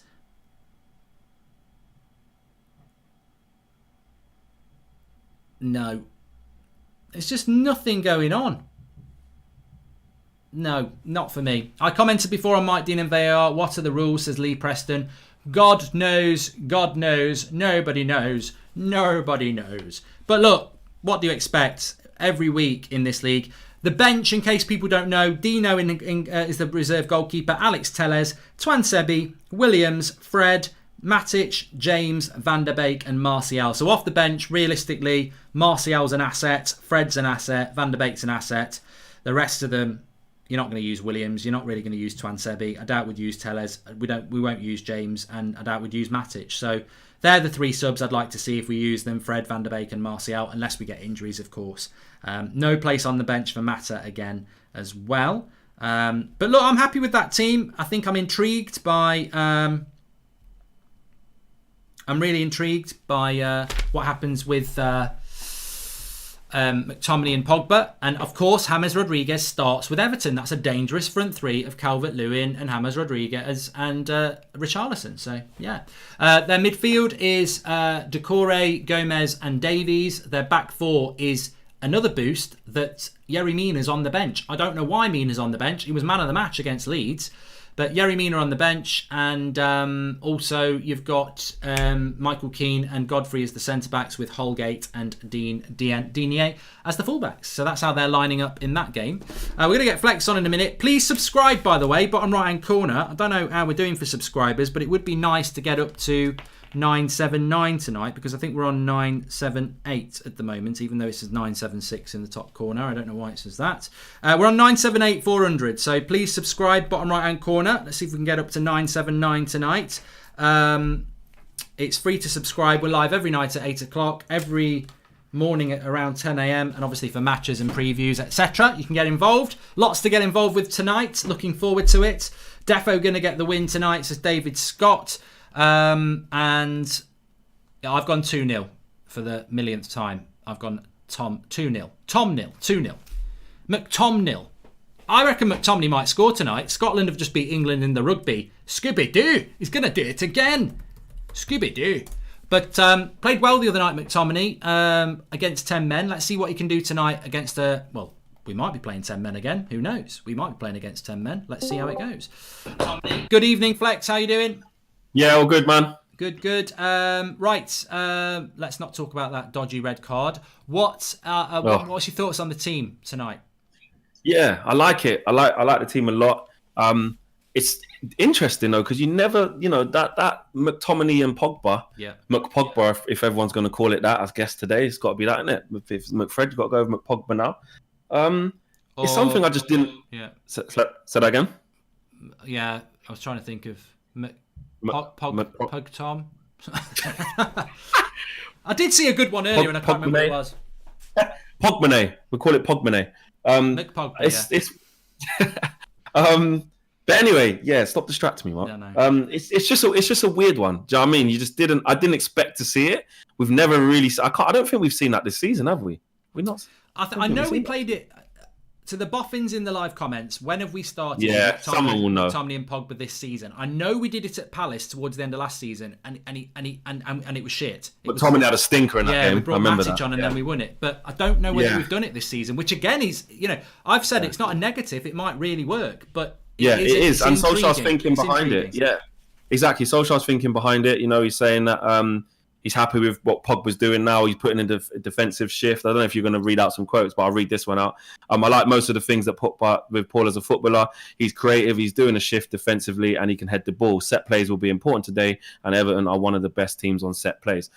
So he's gone with the height, and I don't really think it's a surprise though to play McTominay instead of Matic in this moment.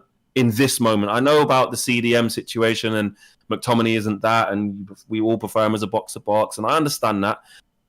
But off the back of a good performance, an amazing performance, emphatic performance against, I nearly said Ipswich then, against Southampton. Scott, and he played well in that game. He played really well, I thought McTominay did, as well as the whole team. Got himself a good goal and played quite well. He's just in a good moment, after that. So I think keep him ticking over. And then bring Pogba in fresh, absolute, complete 100% fresh legs, because didn't even have to come off the bench against Southampton. So I like it. And 100%, I like the front three. I really wanted Cavani to be fit after that knock. You know, it's a good thing that we took him off at halftime. I just think we're so much better balanced with Cavani in the 9 position, and you just let Rashford and Greenwood or whatever and Martial rotate, and one of them has to miss out. But for me, Cavani needs to be the constant. Yeah, there's a few people saying that we played McTominay and Pogba against Liverpool in the cup. You know what? As a little bit of a worry.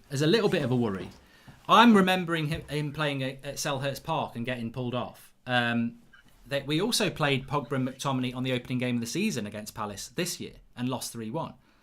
Wow. So I think that's probably, to be fair, there probably are other examples as well, but there are 2 games in the last sort of 6 months where we played McTominay and Pogba and it's not worked very well at all. So West Ham away apparently as well. I'll check that one. But last played against West Ham, you know, when we should have been 3-0 down at half time. Yeah. We should have been 3-0 down after. And then Rashford and Bruno come on at half time. Yeah, so that's it. Ollie needs to stop with the 80th minute sub. This will be a very physical game, and that's why Pogba is and not Fred. It's a recipe for a red card, says Lee Preston. Would you rather Rice or Soucek from West Ham if you had to pick one? I'd say Rice. What would you say? Yeah, I'd say Rice as well. And yeah, we did do it against Liverpool as well in the FA Cup, and Van der Beek was in the 10.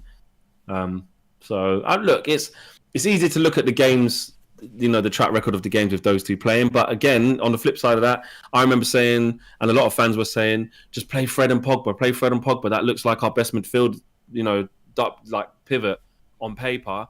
And when they played against Fulham, I know Pogba scored the worldie, but I remember that game. It wasn't very comfortable. They didn't dominate. I just think it's something that we don't do well in our system as a team, to dominate. Who do you think's our best midfield combo? Because I know who I think it is, and it probably will shock. I do think it is.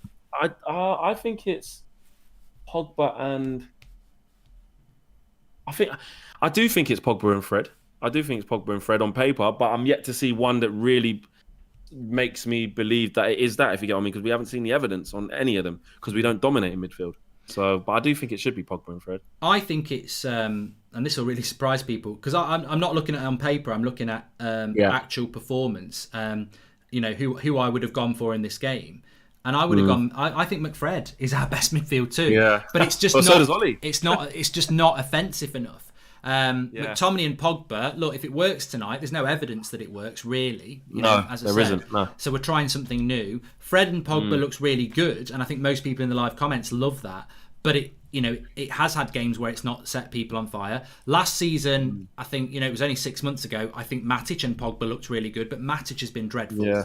I think the problem is we do need a Declan Rice or somebody, because we don't have that perfect midfield too. If you play Fred and McTominay, it's a little bit too defensive. If you play Matic and Pogba, Matic looks past it. If you play Pogba and McTominay, we'll find out. If you play Pogba and Fred, something's missing there as well. So yeah, this is why for me, I think we either need a combination like tonight to really work, or we're going to have to go into the transfer market and get somebody, because I think that's the one area of this team that is always changing, and we're never quite sure if it's the right one.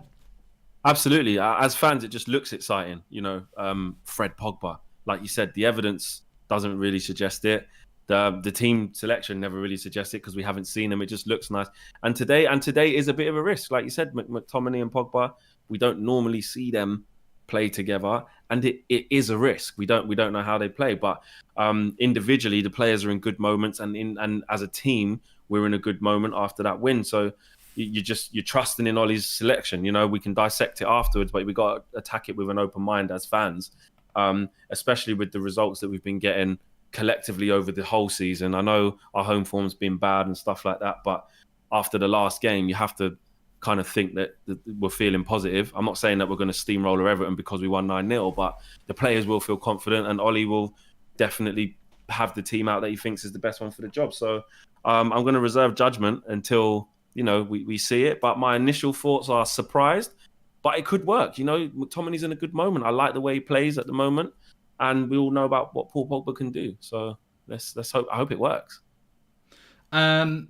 Ryan Taylor, Mark's looking dapper as usual, but how come you never wear a United shirt on match day? Love the content as always. Flowers of Manchester never forget, says Ryan Taylor. You know why I don't wear United tops? Does Gary Neville turn up to Sky and wear a bloody Man United tracksuit?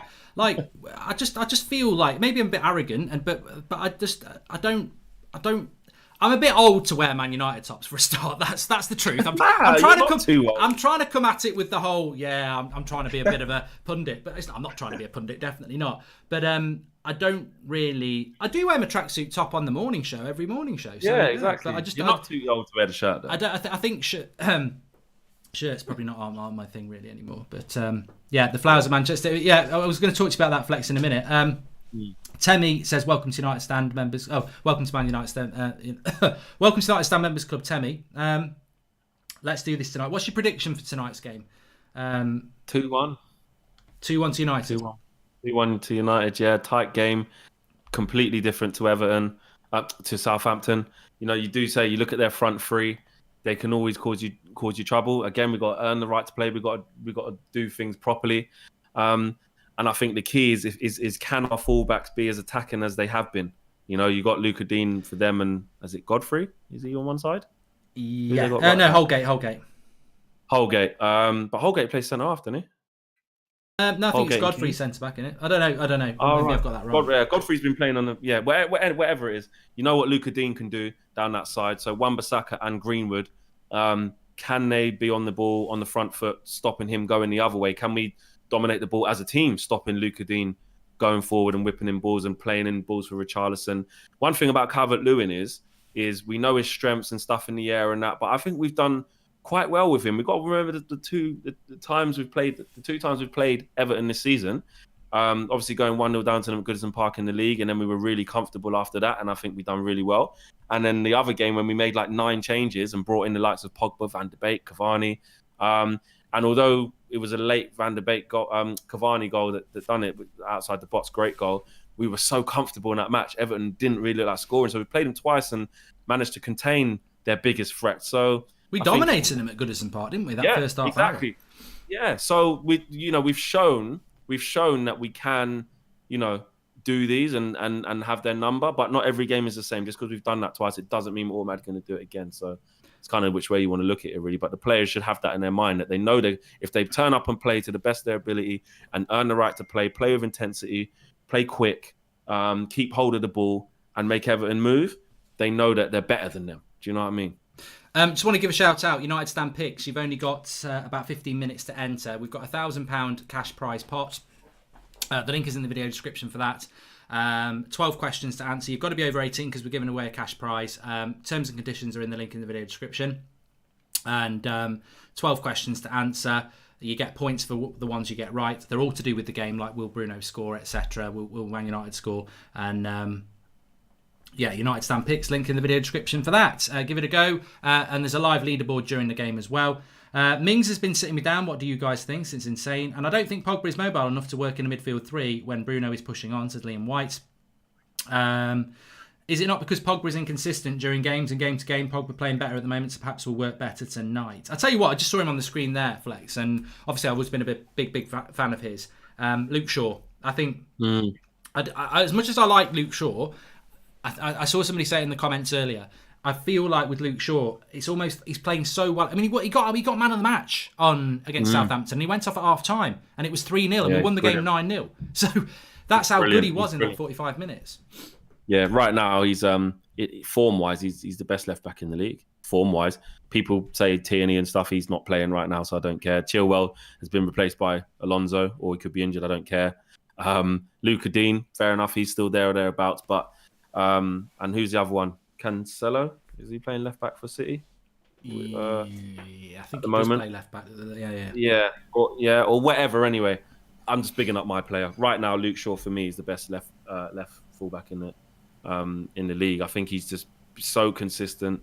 His intensity is brilliant, and like I say, I've always criticised Luke Shaw in terms of the attacking intensity and not coming in every time. Like before, I used to, in my opinion, Luke Shaw used to get into decent positions, get there and stop. and pass inside or pass backwards. Now, he wouldn't turn over the ball a lot because he plays safe. I get that. But it was a bit too safe for me. And because I know what he has in his locker in terms of a good engine, he's got a really good touch. You know, have you ever noticed when the ball gets played into Luke Shaw and he's running onto it, have you ever noticed how good his touch is to like control it and then keep moving in that direction, even though he's already running quick? He's really good at doing that.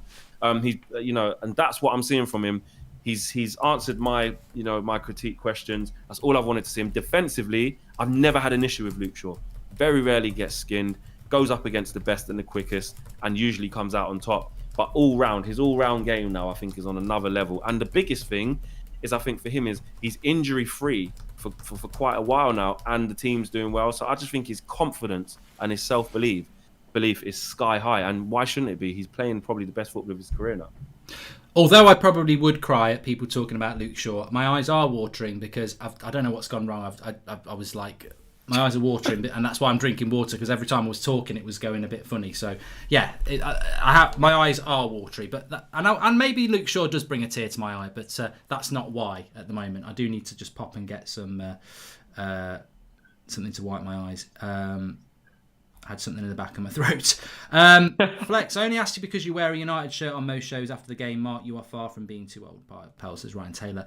Educating myself today about our history, encouraging everyone to do the same. We shall never forget Go Man United, says Curtis Russell. Yeah. And would you rather... Yeah, we've done that one as well. Martial is lazy. God, come on, shut up. I mean, I am just going to go and wipe my eyes, actually, because it's getting on my nerve. I can hardly read at the moment, Flex, so I'll just leave you for a moment. But just in relation to Martial and Fred not starting the game, what are your thoughts on that? Because obviously Martial is a player that scored 2 goals the other night, got assist as well. Is he unlucky, or is it just about competition for places? Yeah, it's about competition for places. It really is. I think... we want the players to be hungry, and the best thing, the most important thing we said is that we want players to play their way into form. Martial was clearly out of form, but even though he was out of form, he was still contributing. You know, you look at the goals that he has in all competition and goal involvements and stuff. It's not like he's been completely useless. He's just not up to his own standards, and Rashford probably just shades it because he gives us the moments on a bit more of a consistent basis, even though he hasn't been playing too well. So really, if Solskjaer would have dropped Rashford during this period, you could have maybe seen that too. Because at the end of the day, our front three, take out the last game against Southampton, winning 9-0, hasn't been doing good enough. Our front three hasn't been banging. It hasn't. So Martial was just probably the unlucky victim in that, especially with the way he played against Sheffield United. He really wasn't very good, but the whole team wasn't. So I like it. Like I keep saying, I challenged Martial at the beginning of the season with the arrival of Cavani to up his game, or at least continue to have his game as it was last season. And he's just had a really slow start to the season. The red card against Spurs didn't help. Then he just wasn't in form. Then he was missing chances, etc., etc. But the problem that he has, and it's a good problem for Man United, but on a one for Martial, he's playing second fiddle to Cavani, who is just making us a better balanced front three, in my opinion. You know, but Cavani can't play every game. He can't play every game at all. So I don't mind it at all. Just keep him hungry, keep rotating, and Martial will be fine. Like you saw when he come off the bench against Southampton, with 10 men, but the 2 finishes he done didn't look like a player who wasn't confident, did it? So Martial will be fine. Martial will play his way back into form, and there'll be games where Cavani can't go again because there's too many games coming quick and fast, and Martial will have to start. Rashford might need a rest here or there, or Greenwood might need a rest. So don't worry about that. I've got no issues in that. And the Fred situation, again, keep it fresh. Keep it fresh. Like Fred's been playing a lot of games as well, and is pretty much the go-to man with us as well. So it's all about squad rotation. It's all about competition for places, because that's what we need, especially with challenging on the fronts that we're challenging on. FA Cup still to come in midweek, Europa League about to start up, and obviously Prem. So yeah, there's plenty of games for those players to, you know, that we want to play to play in terms of Martial and Fred. Back now, let's have a look. What Greenwood to do really well today. Bissaka Greenwood partnership is building. Want to come to full force. It would be interesting to see how the Pogba Tomley works today, says Angie S. I really hope it does work, and I think it is the talking point. I agree that it's the talking point because there are other evidences, but we did play McTominay and Pogba on the opening game of the season, and we lost, and we did play them against Selhurst Park, and we were in trouble. So it is a game that Ollie's trusting them. I do think that maybe Matic would have played. That had he not been such a letdown against Sheffield United, I think maybe Matic would have been playing because he was doing that, wasn't he, Flex? He was doing Matic, Pogba, McTominay, Fred. Yeah. But I think Matic has lost his place because he's I think there's a lack of trust there. So therefore, it's like, do I go Fred and Pogba? Do I go McTominay? Has Matic been playing that bad though? He was bad against Sheffield United. Sheffield United, he was poor, but I think everyone was poor against Sheffield United. I don't think... But it's too big a game, isn't it? It's too big a game to gamble with Matic, I suppose. Yeah, and that's why I said McTominay should start, especially in this moment. 100%. And I think I do agree with what a lot of people have said. I don't know what your thoughts is, but I do think a lot of it's to do with height as well. So I think it would have been Matic or McTominay, and then Pogba or Fred, and he's obviously gone Pogba, so he's gone McTominay for the height. Yeah, he has, and he's kind of said that in his team selection that he's doing that. And I don't mind that, but Matic is 6 foot plus as well, so it could have been either or. But I just think McTominay's in a better moment than him. And like you said, it's just probably not worth the risk. But I don't think Matic has been so bad. Like Matic's just been kind of overlooked. Even before the Sheffield United game, he's not starting every game, like not even coming off the bench. In games where we just need a bit of calm and stuff. He come in against Fulham late on, I think, and calmed it down a little bit. It's like there's certain parts of the game where we haven't got control, and I'm kind of screaming out for a match to be brought on sometimes. So I don't think it's because he's been playing back-to-back horrible. I just think Solskjaer's just gone with the other two, and we've done all right. Well, McTominay's probably his favourite player, isn't it, really, in that midfield area? Yeah. He always has been, and it's not, it was the same with Mourinho. He was a valued player by Mourinho as well, and they really do value him within the club. I think it's safe to say that he hasn't yet shown that consistency in a United first team. He's shown his glimpses. I mean, look, I said it before the game against Southampton. If you look at his last few games, going back to Villa just after Christmas, he played badly. The only game he played well was Watford. So, look, he played well against Southampton. Let's hope he can build on it tonight. But, I still think McTominay is liked by a lot of fans. I think everyone wants him to be successful. He's definitely liked within the club. But I think it would be wrong to say that he's hit the heights of, being a first-team starter in the eyes of the fans yet. But tonight's an opportunity to do that. Yeah. Luca Dean on the screen there again, just showing, his assists and stuff like that. Excuse me. Just highlights the importance of that right-hand side today, though, man. And I spoke about it briefly with Greenwood and Wan-Bissaka, but they've got to be at it. Greenwood needs to help because if Everton get into moments where he bombs on and can get crosses into the box easily, we could be in trouble. And again, Godfrey as well. I'm pretty sure he's playing fullback again. I might have missed that, to be fair. I might have missed that. Because I think it's usually Holgate and Keane, isn't it? You play there, even though Holgate used to be a fullback. But Godfrey again, he can gallop forward, he can play well. And I know people are going to sit there and say, but we shout on them the last couple of times we played them, but it doesn't work like that, man. It really doesn't. Sometimes you don't know what Everton are going to turn up. They got that shock 2-0 defeat to Newcastle, and then they came for a tough game away at Leeds. So they're a bit of a mixed bag, Tottenham. Everton, you know what I mean? They're a bit of a mixed bag. So, but they have good individual players who can hurt you. That's what we do know. The good thing about Everton is, and I've said it before, is that they don't tend to score many goals. They're not a team that really will turn up and beat you 3-0. Although, anything can happen, of course, but they're not high scorers. So, if we can get the goals, I expect us to win. I know that sounds very Michael Owen, but I don't think they're going to score. I think there'll be 3 goals in this game max, and that should be 2-1 to us or 3-0 to us or whatever.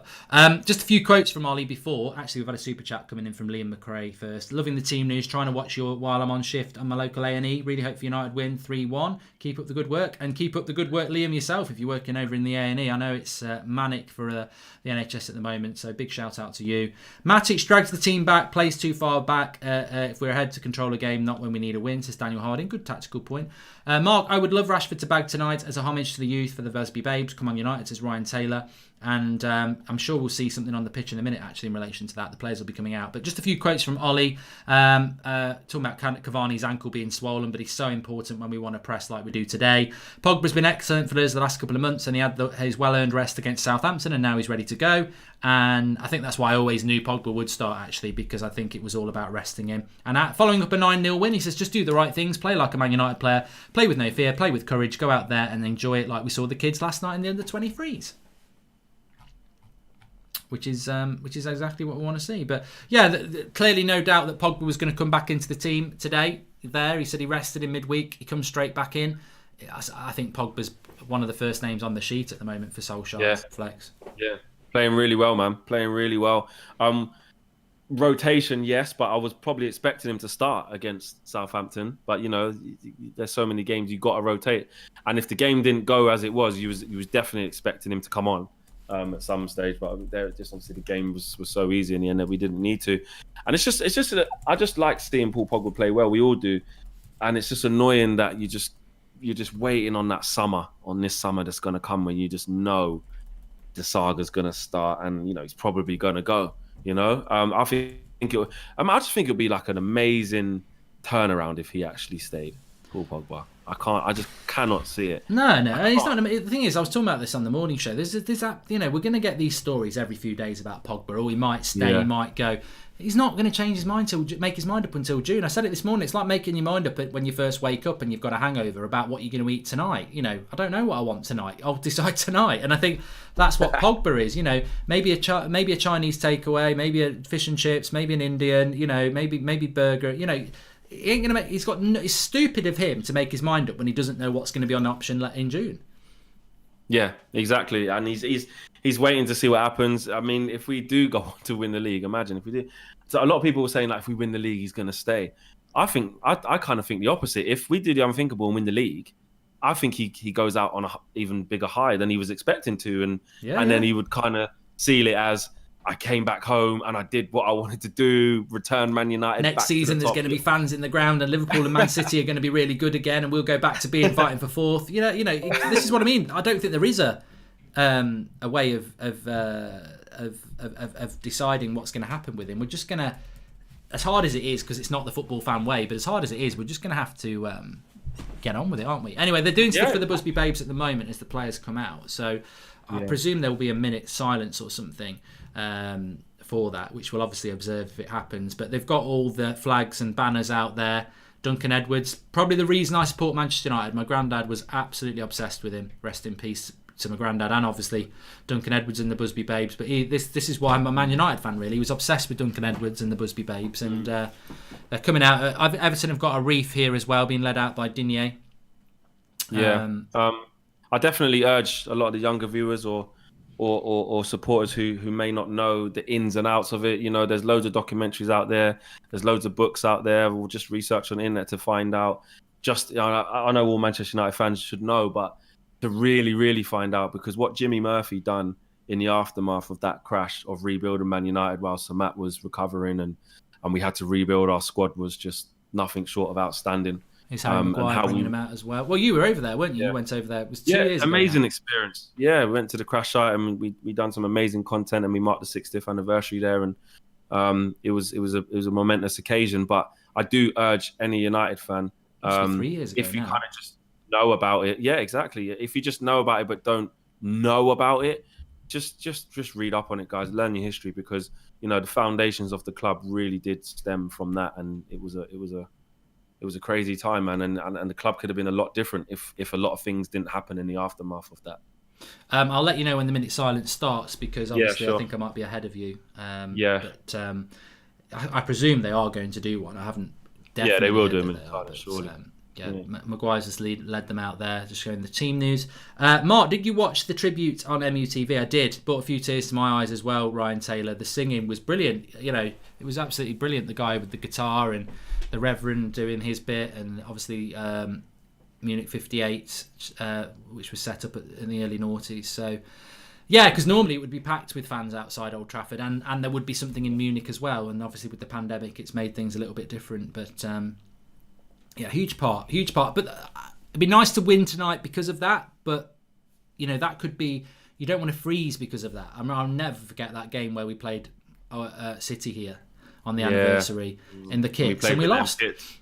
Yeah, it can happen. And you want the kind of perfect performance for this monumentous occasion, don't you? You really do, and you're hoping that the players can go in. I mean, Ollie even said it in the press conference, didn't he? He said we want the performance to match the occasion, and hopefully they can do that. But football's quite cruel like that, isn't it? There's another team there who really want the 3 points and want to spoil the party. So we've got to make sure they don't do that, man.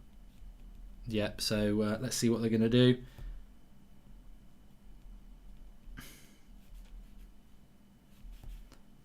Digne's just running over with his wreath to lay it on the pitch.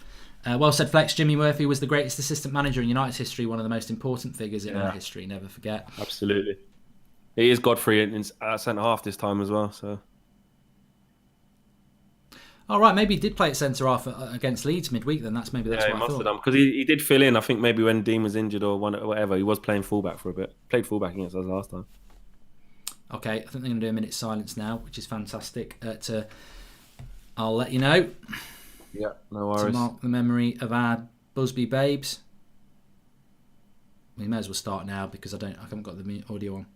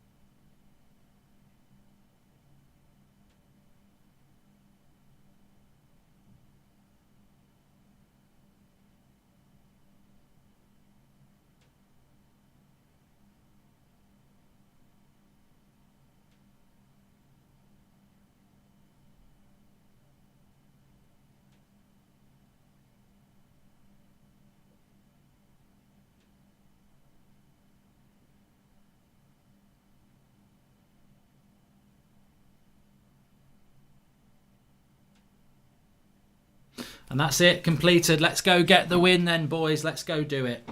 Let's go and do it, man. I'll see you at half-time. Right, I'll speak to you at half-time, Flex. Cheers for coming on. Nice one. Cheers, nice one.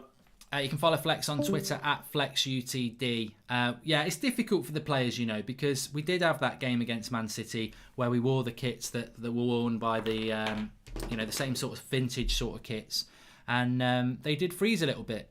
We lost the game. So it can, over-emotion in football can sometimes, cause you not to play as well. But I think we will deliver tonight. I think we've got to deliver tonight. And I think we will.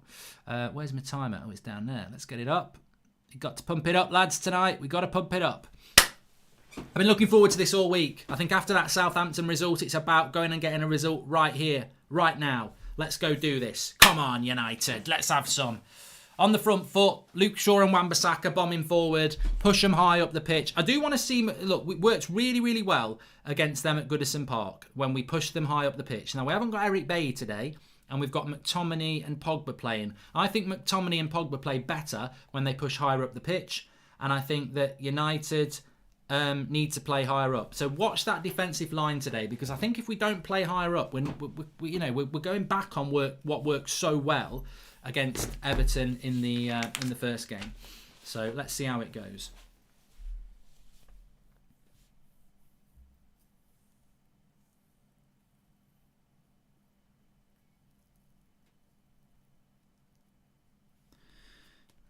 Greenwood's got it there. Right, let me just catch up on these. Why has the clock started from 43 minutes? Bloody Pratt. We're on 30 seconds here. Well, thanks for somebody letting me know there. Idiot. Any more Scooby-Doo tonight, Mark? I want to be saying Scooby-Doo in a good way, Bobby Lee.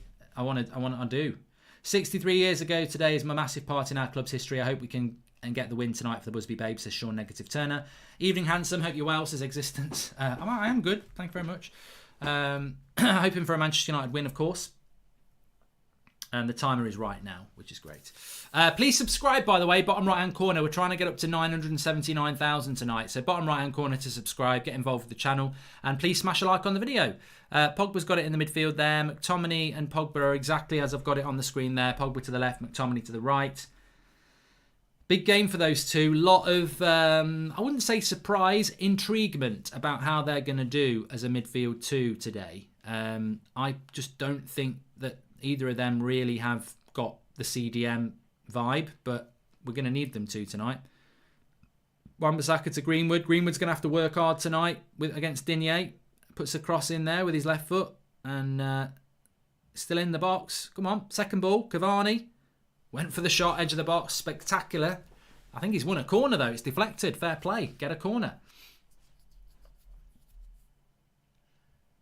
Are you scared for this match, says Erica? No, I don't get scared. I want us to win. That's what I want tonight. I want a win. I don't really like Saturday night 8 o'clock kickoffs at all. For me, it's not the right sort of game for it. But it's a corner to United here. I don't know why. I just had this feeling that Harry Maguire was going to score tonight. I don't know why. I don't know whether I had a dream last night. How do you think Lindelof can deal with Calvert-Lewin, says James Singh? But I did think Harry Maguire might score tonight. Oh, it didn't work. I thought he was just going to go, bang, Harry. James Rodriguez is a good player. Didn't play on Wednesday night against Leeds. But Richarlison is a player you've got to be careful of. He does like to take a tumble. I think him and Lacazette are the two of the biggest divers in the league. So you've got to be careful around him. My clock is absolutely correct with what I've got on the screen. So moan away if you like. But that is exactly what is happening on my screen. So it's not off. It's exactly what I'm getting on the screen. I've got 3-0, 10, 11, 12, 13, 14, 15, 16. So that's exactly what I've got on my screen there.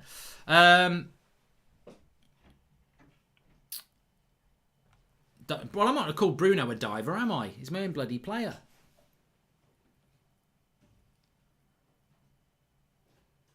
But I'm very intrigued in this first few minutes to get an idea of what we're doing. I think we're playing quite a deep defensive line, but it's a bit too early to tell.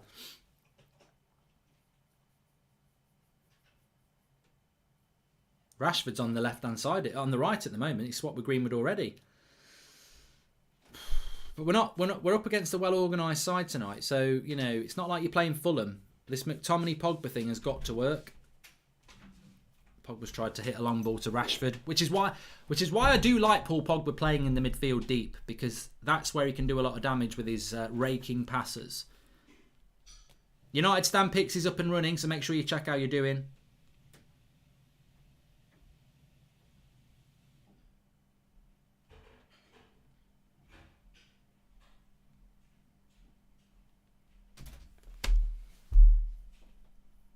I'm worried. I'm a little bit worried about this start. I know it's really early, but Everton just seem to be getting a lot of bodies into the final third, and we don't seem to be picking many people up. Good tackle by Luke Shaw.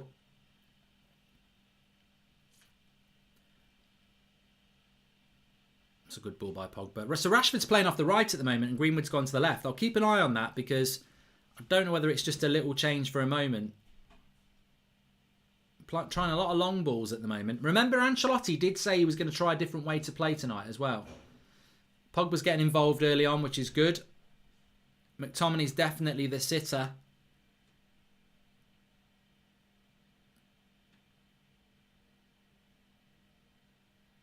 Let Everton look up for it, Messi. Yeah, they do actually. They do. But it's early days. Early days. Lindelof. Still Lindelof. Oh, he was nearly going to go all himself. There was blood on the pitch. He had a nosebleed. He was going so far forward. But fair play to the lad. See an opportunity, take it. Like a rugby player with a gap. He took it, but he nearly got all the way there. Hey, talking about rugby, American football tomorrow night, Super Bowl. I'm doing a watch along if people want to join in. It's going to be a laugh, that is, because I don't know all the rules. Touchdown, bitch. Good run by Victor there, though. I enjoyed that. And a steady start by United. A little bit... Not had any of Bruno on the ball yet. But I told you, I'm confident we're going to win, but I'm not confident we're going to win 4 or 5-0. I think this is going to be a tight game. If there's more than 3 goals in this game, I'll be surprised. I said 2-0. It could be 2-1. I don't think we'll see any more than 3 goals. I think it's going to be tight.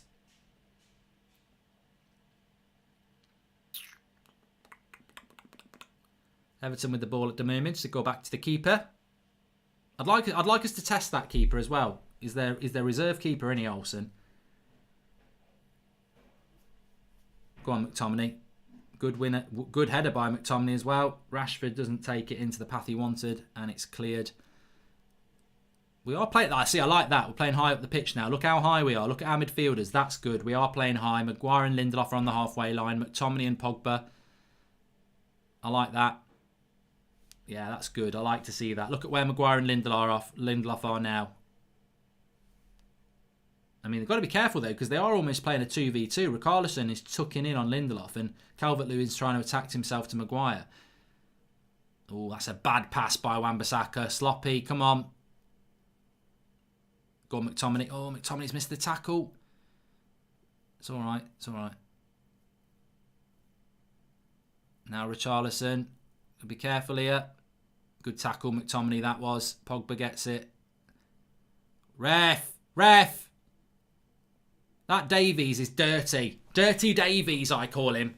Give him a yellow card. It's gone right through the back of Bruno there. Watch this.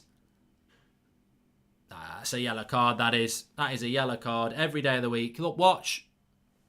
Kicks the foot, not the ball. Dirty Davies. He's always got a yellow. Every time I watch him play, he always gets a yellow card. Oh, it's him. It's him. It's Moss.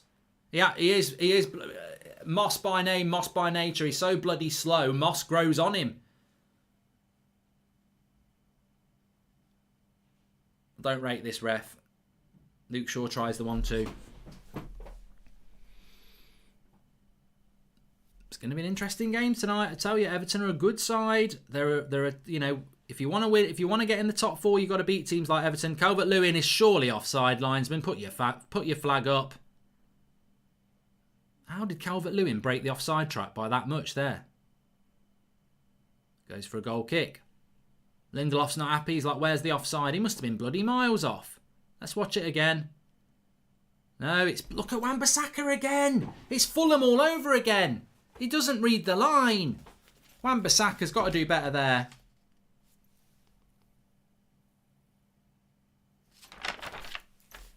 Some notes.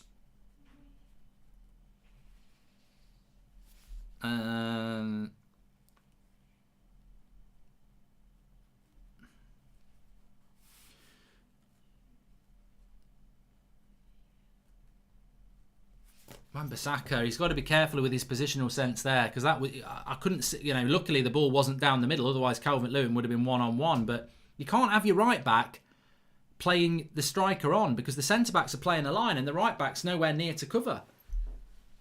Napping again there. But Everton looking quite good in this first few minutes. United not so much so. It's hard to see what's going wrong with us at the moment. I mean, Everton are a good side. Sometimes a team will have the ball. You know, you can't expect to dominate every opposition unless you're Man City. And we're not quite at that level yet. But at the moment, Everton are playing quite well. Digne, cross comes in. Good header away by Lindelof. Digne wins a corner.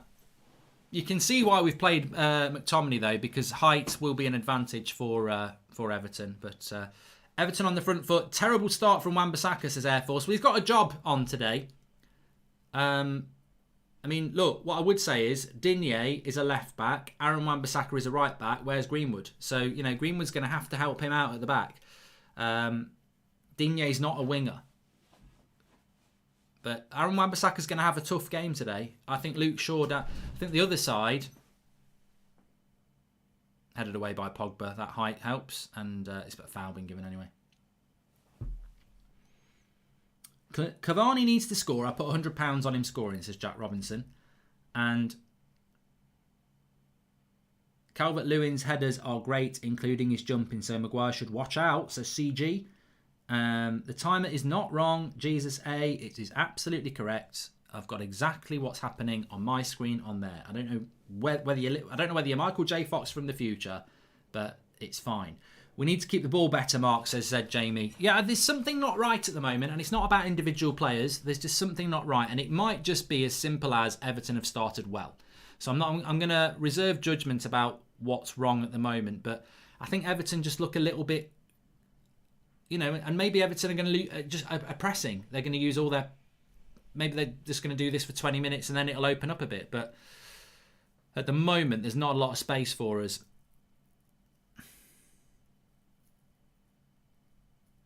No, Cavani loses the ball. They're just biting into the tackles. They're just a little bit quicker than us at the moment. Calvert-Lewin. Oh, McTominay got a bit lucky there. He got a little bit on it, but it's still with Richarlison. And Digne comes forward again. And McTominay makes the block. And it'll go for a throw-in. Get Donny on. Personally, I think if you're going to bring any midfielder on, it's Fred in a game like this. But it's too early to say that. Well, thank you for the super chat, Alpha Gaming. And massive game for United. If we get the win, hopefully Liverpool to do us favours tomorrow, says Joe Whittle. And Van der Beek needs to be given 5 or 6 starts in a row. Come on, Ollie, stop this, says Gershon. Please subscribe, by the way, bottom right-hand corner. We're on that road. We're trying to get up to 979,000 tonight. So please subscribe, bottom right-hand corner for that. We're live every night at 8 o'clock, every morning around 10 o'clock. And obviously we do the match watch-alongs, match reactions. You can do the player ratings in the second half as well. You know, for the Southampton game, we had 30,000 votes for the player ratings, which we do on the match reaction. So make sure you do that when we put it out on the website. I'll tell you when in the second half. Lovely switch of the play to Luke Shaw here. Pogba wants it. Is it worth having a shot, Paul? No. Rashford trying some flick when he should have just gone to Luke Shaw. Play it simple, Marcus. We're not having a... See, that's where Rashford gets on my tits a little bit, because he's tried some little flick that he doesn't know whether it's going to come off. We've not had any of the ball. If he just plays it back to Shaw, we get a bit of possession. I think that's what Zed Jamie's talking about. Flicks and all that, not the time at the moment. Just keep the ball. And Everton are on the attack here. Cross comes in. Luke Shaw's in trouble. But he gets it. And nice ball into Bruno. Lindelof. Mark, if we get the win, can we do a Flowers of Manchester sing-along, says Ryan Taylor. And when do you next play Burnley in your career mode, says Corey Watt? It'll be sometime next week. Well, I think the problem at the moment is 15 minutes in is we're not getting Bruno or anybody on the ball on the edge of the box. We're not getting up to the edge of the box against Everton enough, and I think Pogba and McTominay are probably playing a little bit too deep, in my opinion. I don't know what you lot think tactically.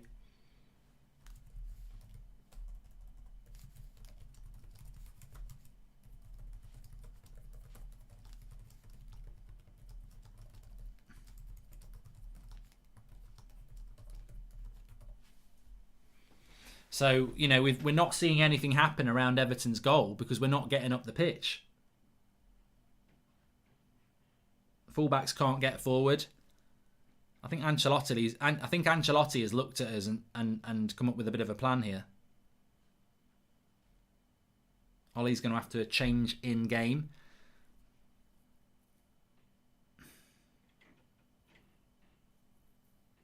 Hitting a lot.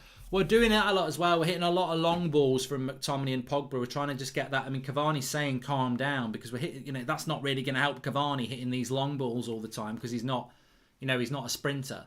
But we are hitting a lot of long balls, and therefore I'd imagine Everton have had more possession than us because we're not retaining the ball. Pedge says, stop the long balls. Yeah, Pogba and McTominay are trying to hit a lot of long balls at the moment. Rashford's just a little bit off at the moment. That's a good tackle from... Oh, McTominay misses it, but Lindelof's in there. Good play by Greenwood. Digne nicks it off him. Everton at the moment, the better side. Yep, good. Nicked in by Greenwood, though. Go on, Mace. Go on, Mason. Into Rashford. No, he's lost it again. I don't think Rashford's had a second touch of the ball yet. He seems to lose it after every first touch. He needs to settle down a little bit. Definitely the hard game we predicted. Dan Smith says get Lindelof off. Why?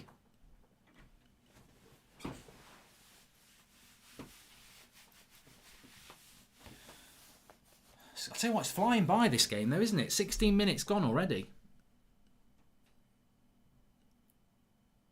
Lindelof's doing fine, I think, yeah. Thanks for the sticker, Renate. Hope you're doing well. No real chances for either team yet so far.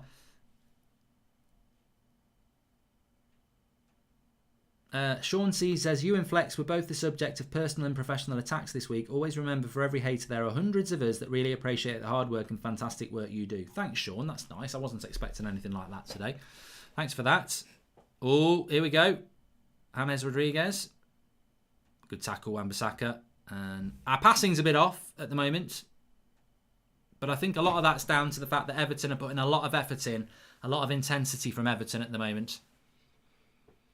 Ollie's looking a little bit, what's going on here then? But I wouldn't, you don't make changes after 17 minutes. You can make tactical changes, but I think ultimately just try and keep the ball a bit, I would say.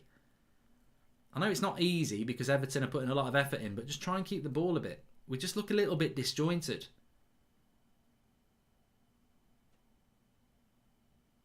Go on then, Bruno. No, he's giving a foul. Sean Negative Turner, these are the games when you see how much Ollie has progressed because Ancelotti is very good tactically. Ollie will have to match it in game. It's nothing to do Lindelof or Maguire. It's the fact that they can't play together. Mark's right, says Liam Haylett. Well, remember what Rio Ferdinand said. He said that Maguire and Lindelof give him a nightmare. And he's an ex-centre-back, great centre-back for Manchester United. They played in a great pairing.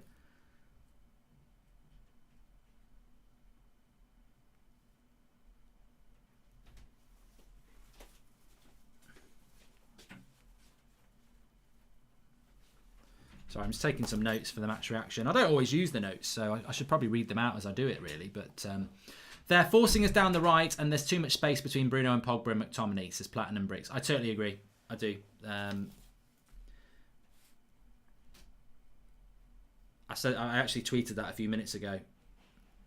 They're playing way too deep at the moment, McTominay, and that's why we're not getting near the box. Joe Dawson. Intensity is too low. They're playing a diamond. We need to switch the play quicker, says Joe Dawson. And it was Platinum Bricks who said about Pogba and McTominay playing too deep. But you know what? We've just won a corner here. And what I would say is that in a game like this, remember what I said? Everton don't score many goals. So yeah, Everton have started the game quite well. But if we scored from this corner and you're 1-0 up, you could win this game. We could win this game playing like this and just nick a goal. And that's I wouldn't be. That's what I was trying to say in the preview. I wouldn't be surprised if this game is a game. This is a game to win. I don't necessarily know whether this is a game where we're going to play well. Pogba, good header, good cross, good header. Bruno's cross, Pogba's header, cleared away by Everton, but a good corner that was. Aaron Wan-Bissaka's not having the best game so far. Come on, lads, says Ash G. I think he's getting double teamed up a bit though, isn't he? Really. And Connor Patrick says McTominay has been poor so far. Left the ball twice now, hardly running around too, like he's won a prize to spectate on the pitch during the match. I don't know. I mean, I don't think he's set the world on fire. I don't think he's playing terribly. It's a bit like the Maguire-Lindelof thing, isn't it? I don't think either of those two have played badly. I just don't like them as a pairing. And I think the issue for tonight is, does McTominay and Pogba work together? It never really has. Tonight's the chance for them to show that it can work. But I think Pogba's doing well. He looks mobile. Good God, I've just seen who the referee is. It's Plod Along John Moss. He's prepared for a lot of stop and start after 30 minutes so he can have a breather, says Joshua Bowater. And Aaron Wan-Bissaka's been shocking so far. Yeah, we've done that one, haven't we? No, we haven't. He's out of position, playing them onside and can't cross for toffee. Excuse the pun, says the mystery man. I think Wan-Bissaka's got a hard job tonight because Digne will get forward like a winger. And can somebody tell me who's playing on the left-hand side? Because they are playing a diamond. They've got Richarlison up front, basically. So, Rashford gives the ball away again. Rashford's just going to have to start playing the simple ball because it's becoming a bit of a running theme in this game that his passing's off. He's a good player as well, Andre Gomez. And it's a lovely ball over the top to Calvert-Lewin. Great tackle by Luke Shaw. Went all the way with him. Digne with the cross. Maguire. Pogba. Good tackle that was by Luke Shaw, wasn't it? Calvert-Lewin making the run in behind. There's no way Maguire and Lindelof are going to get him. Oh, lovely skill by Greenwood down the right-hand side. Skips past Digne. He's up against Gomez. Goes past Gomez. Oh, it would have been a brilliant individual goal, but he didn't get his head up. And Bruno is like, ugh. And that's Greenwood. That is Greenwood in a clip. Absolutely scintillatingly class. Skips past 2 players and then he's like, I'm going to shoot. And the reality is, if he's a winger, he passes. But he's a striker. This is what Mason Greenwood is. He's a striker.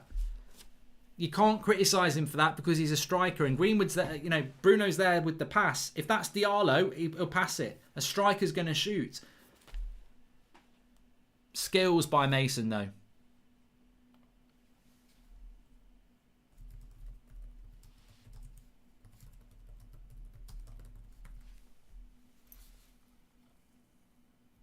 Bay's injured. That's why he's not starting. I think Mason Greenwood's been lively, hasn't he, at the start of this game? I quite like the look of it. Marvin says, to be fair, a winger would shoot that. Well, some would, some wouldn't, Marvin. It depends what you are. I mean, I don't criticise Greenwood for shooting there because he's a striker. That's what he's all about. But some you know, Perisic probably wouldn't shoot. He might put a cross in. Some, you know, Adama Traore might not shoot. Some of them will, some of them won't. But what I'm saying is Greenwood's always going to shoot, isn't he? There's no way he's not going to shoot because that's what he's all about. But it's brilliant skill anyway. I like that side of Greenwood's game because I think people don't... Here he is again, look, he's trying to be direct. Look at this, he's up for it, Greenwood, tonight. Tell you what, he looks bang up for it. Nice ball out wide from Pogba to Shaw. Go on then, we'll have a cross in. Try to get a cross in. We've got to try and do that a little bit more. That's better from United there. Greenwood seems to have given us a bit of a lift. Love the show and I'm watching from Norway every day, says Victoria Lang. I have a question. How much does players actually hear the coach while on the pitch? On a night like this, a lot, because there's no fans in the ground, so you can hear a pin drop at Old Trafford. I played at Old Trafford when it was empty, and you can hear anything because it's like an echo chamber. So they will hear Ollie. On a match day with 75,000, very difficult. Rashford with the cross. It's a lovely cross. Get in! Get in! Get in! Cavani! What a cross by Rashford. He's been waiting for that sort of ting all a whole time. What a cross by Rashford. Brilliant. Absolutely superb. And Manchester United lead 1-0. Watch this back. Wan-Bissaka into Rashford. I think Bruno plays the 1-2 with him. Creates the space. Lovely cross by Rashford, and Cavani, he can't miss. It's a beautiful cross from Rashford. He should do this more. And that's from the right. Oh, it's so good. It's such a good cross from Rashford. Brilliant goal. Get in. Cavani makes it 1-0. Everton will probably feel a little bit hard done by. Well, feel hard done by because we're 1-0 up. What's going on here? Get the score changed. And I tell you what, this is what good teams do. Maybe Everton have had the better start, but I said that, didn't I? Everton don't score many goals. United might win this game by just being clinical. And that's a really important goal. Ollie will be loving that. He'll be absolutely loving that. As a striker, what a cross.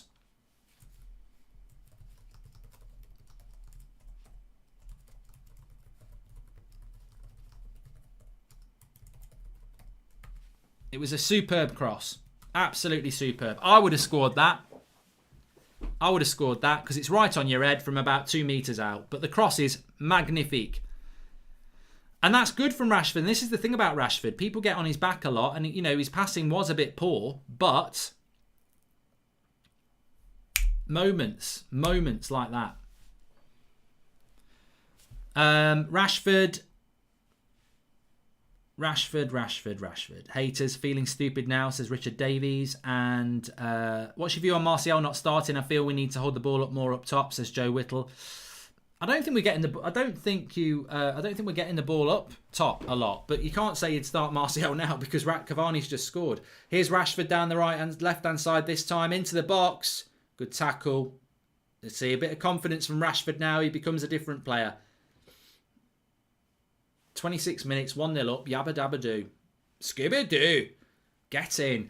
We are critical of transfers and they haven't been good enough, but whoever wanted Cavani and got the deal done, fair play, because he ain't lost it, says Sean Negative Turner. And love the channel, Mark. I was very unhappy with the Cavani signing in the summer, but I'm glad to be eating my words, says Harry Lunn. I think, I was very unhappy about the Cavani signing, Harry. I really was unhappy. Because it was blatantly desperate, and it was blatantly obvious that we only bought him because we didn't get other deals done. And I was frustrated about that. And we were very lucky because he's been pure class. I wish we'd got him in at the start of the season because we could have got him in June. He'd been out away from, he'd been a free agent for a long time. Good ball by McTominay into Cavani there.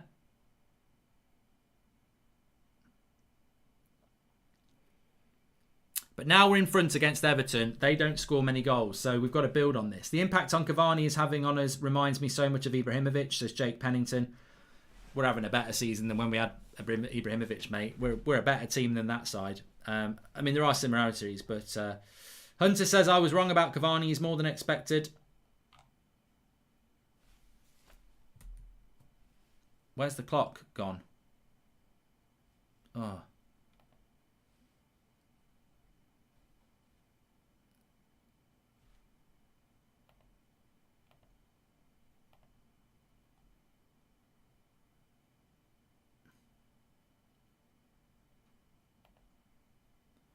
Don't know what's happened to the clock. I'll sort it out. Don't know what happened to the clock.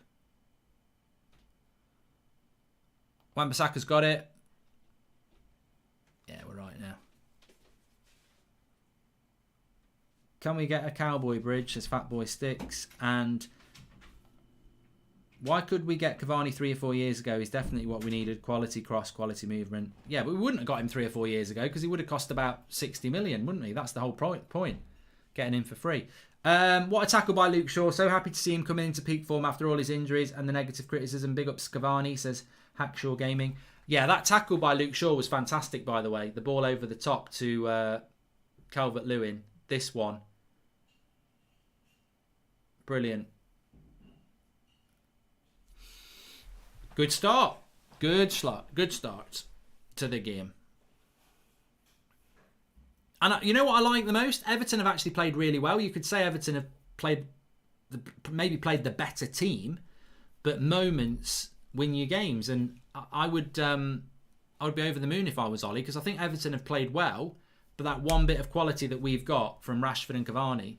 Cavani, our best number 7 post Fergie Marks, as Shane J. I think he was that after the Southampton game. I think officially our best number 7 is since Ronaldo left is Michael Owen based on goals. So Cavani's definitely the better. Josh King on the bench for Everton. If he comes on, we'll finally see who's better, says Kyle. I'm sure he will come on actually. Half an hour gone, 1-0 anyway. That's the main thing here. Pogba's got it into Bruno. They're definitely keeping a close eye on Bruno tonight. Tom Davies is almost man-marking him. There's not a lot of space for Bruno at the moment. He's having to be clever like he was on the goal. He made the space for Rashford to make the shot. Maguire. Still in the box. Just loses it. And Luke Shaw makes the foul. The lad that put £100 on Cavani scoring is buzzing, says Mark Larson. Yes. Good point. Good point. Forgot about that. And you can see the confidence growing in all of the players. Bruno has carried us, but it is great to see everyone else starting to add to it, says Kieran Byrne. Well, that cross from Rashford, we just don't see enough of that. When I talk about needing a winger, that's why we need a winger. Because we don't do that enough. And Cavani will love that. Because how many times has he been frustrated this season? But if you give him that sort of a cross, he's going to make the movement. Pogba's been excellent at the moment. I think Pogba has had a good game, the mystery man. Yes, I do. I think he's been really good in this game. Nice flick into Bruno. Switches the play to Wan-Bissaka.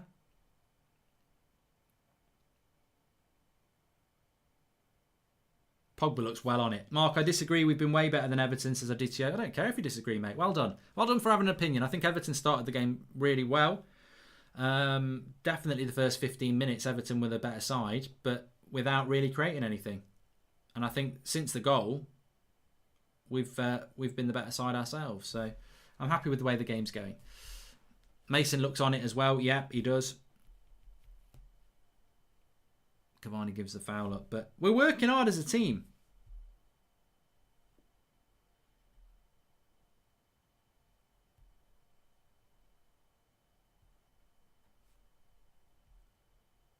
We're working hard as a team. That's the main thing.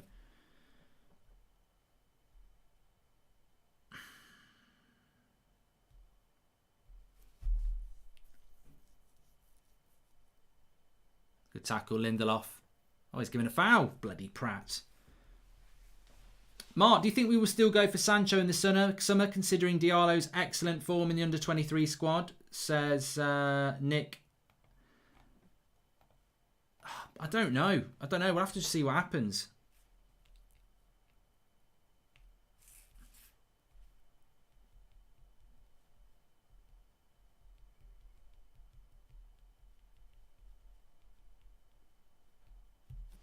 Martial wouldn't switch play when area is congested, hence why Mason is a better option, says Abby.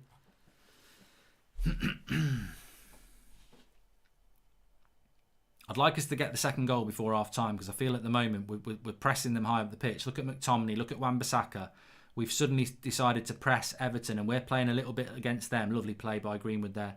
We're playing a bit like them, like they played against us. Lovely play between McTominay. He's going to have to go back. Cavani, go wide. Rashford. This is good from United. Good play, good pressing. Pogba, Bruno went for the early cross. Yeah, we're playing at the moment like Everton did for the first 15 minutes. We're pressing them really high up the pitch and we've got a bit of energy going. Greenwood man of the match so far, says Twiggy. Playing well.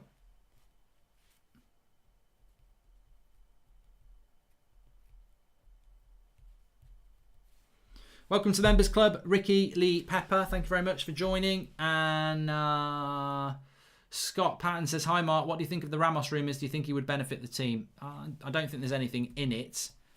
But, obviously I'd rather have Ramos than nobody. But I'd rather buy Koundé or Upamecano or Konate or Alaba. Nice ball into Pogba here. Lays it off to Greenwood. Good tackle, McTominay. Go on, have a shot. Oh, he goes wide to Wan-Bissaka. Wan-Bissaka with the cross. Oh, Cavani spins it. And it's back with the keeper.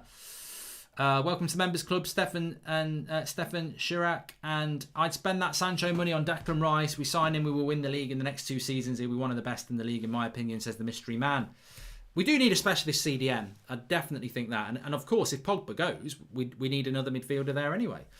Get a year or so from Cavani, get Diallo in and get a top shelf centre-back, says Hunter. Still need a midfielder, though. Calvert-Lewin just towered above Harry Maguire there for a header, but we've won it back. Shaw into Pogba. Rashford, nice ball out wide to Wan-Bissaka. I can sense a second goal here. Wan-Bissaka on his own. It's a good cross, that. Bruno shoots. Cleared. Pogba. Lovely ball by Pogba, that is. Greenwood now. He's going to have him. Puts the cross in. A little bit too much on it. But we're playing well at the moment. We got this, says Tony Garner. We're looking good at the moment. We are looking good. We've done that one from Hunter. Wan-Bissaka's played well, says Ewan Hackin. I think it would be fair to say that the first 15 minutes we looked off. We did look off. There was something not quite right.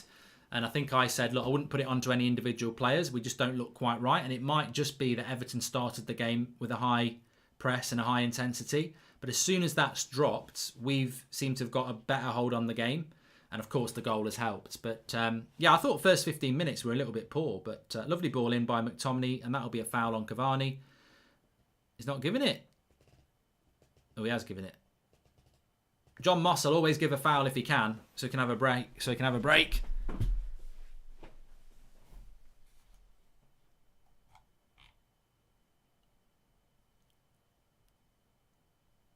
And Jordan White says, I'm glad that we haven't waited till the second half to turn up. I think if we get the second goal here, we've won.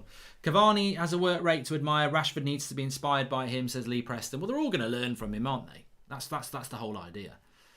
Cavani's movement and touches in and around the box really does expose how much Martial has got left to learn, says Mr. Glenn Johnson. And I say get Sancho. The way you have Martial and Rashford fighting for the left, Cavani and Greenwood up top, Sancho and Diallo fighting on the right. This is Maverick Gaming. And done any more scripts, says Lellens. I've got loads of them, mate. Loads of them. Bruno's going to be on this free kick anyway from the right-hand side. We've got good height in the box. I thought that was quite a good cross from Bruno. I just don't think anyone's read it. 10 minutes to half time. And that's nice. Maguire, take your time. Take your time. Take your time. Find the pass. That's a good pass to Luke Shaw. What's on for him? Not a lot, so go backwards. I like this. We're playing with a little bit more patience on the ball now, which is good. Into Pogba. I do think Pogba's been brilliant this half as well.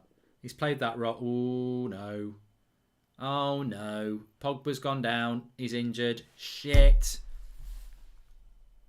Pogba's injured. Bollocks. That's the kiss of death, isn't it? That is the kiss of death. I'm literally saying Pogba's playing brilliant. Oh, I don't believe it. That's probably the worst jinx I've ever done. I'm literally about to wax lyrical about how well he's playing. And he's pulled his groin or muscle.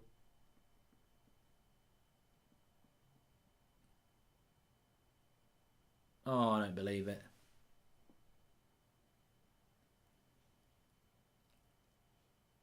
That's Pogba out for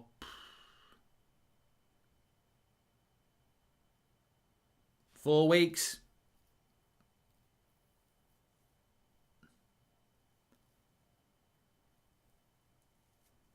Oh.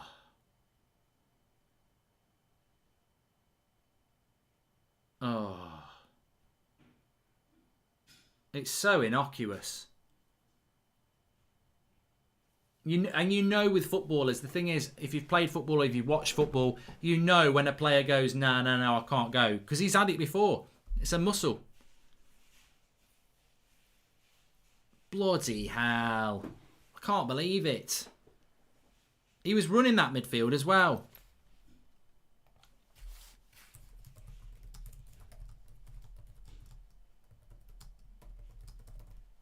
We knew this was going to come.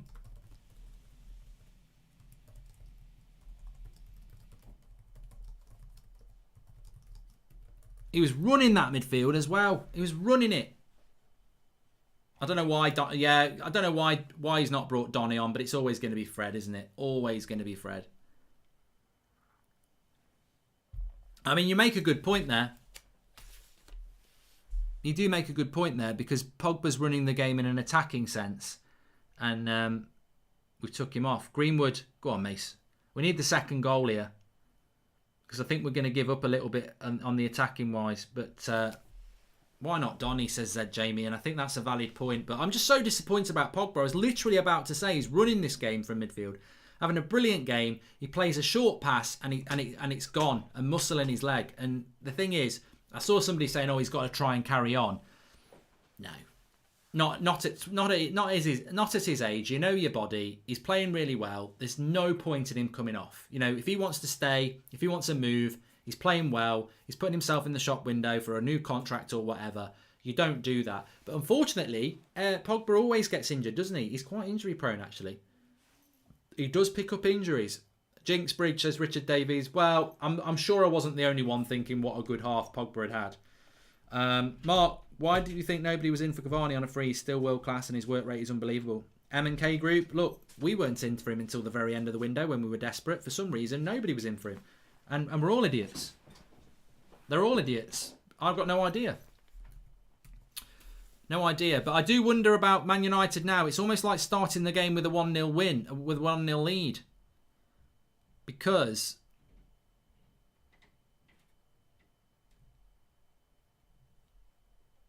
it's going to change the game not having Paul Pogba. Because he's been so good. We're 100 away from 979,000 subscribers, so let's see if we can hit that. Please subscribe. Bottom right-hand corner, bit of a mistake at the back there, but it's gone for a goal kick. No drama. Richarlison would have been a very good finish, and I think De Gea would have saved it anyway. But yeah, please subscribe. Bottom right-hand corner. Let's see if we can get to 979,000. We're a 100 away at the moment before half-time. Bottom right-hand corner to do that. We're live every night at 8 o'clock, every morning at around 10 a.m. Obviously, matches, match reaction, fan forum with Flex, KG and the lads. So join in with that. And I've got to take Pogba off the team now. I don't want to do it. I don't want to do it, but I've got to do it. He's injured. And I would say he's probably going to be out for about, 2 to 6 weeks. Just depends what it is. That's a lovely ball over the top. Who's marking Calvert-Lewin? Careful, McTominay. I think McTominay's done a lot better. He's grown into the game. I think McTominay's played well.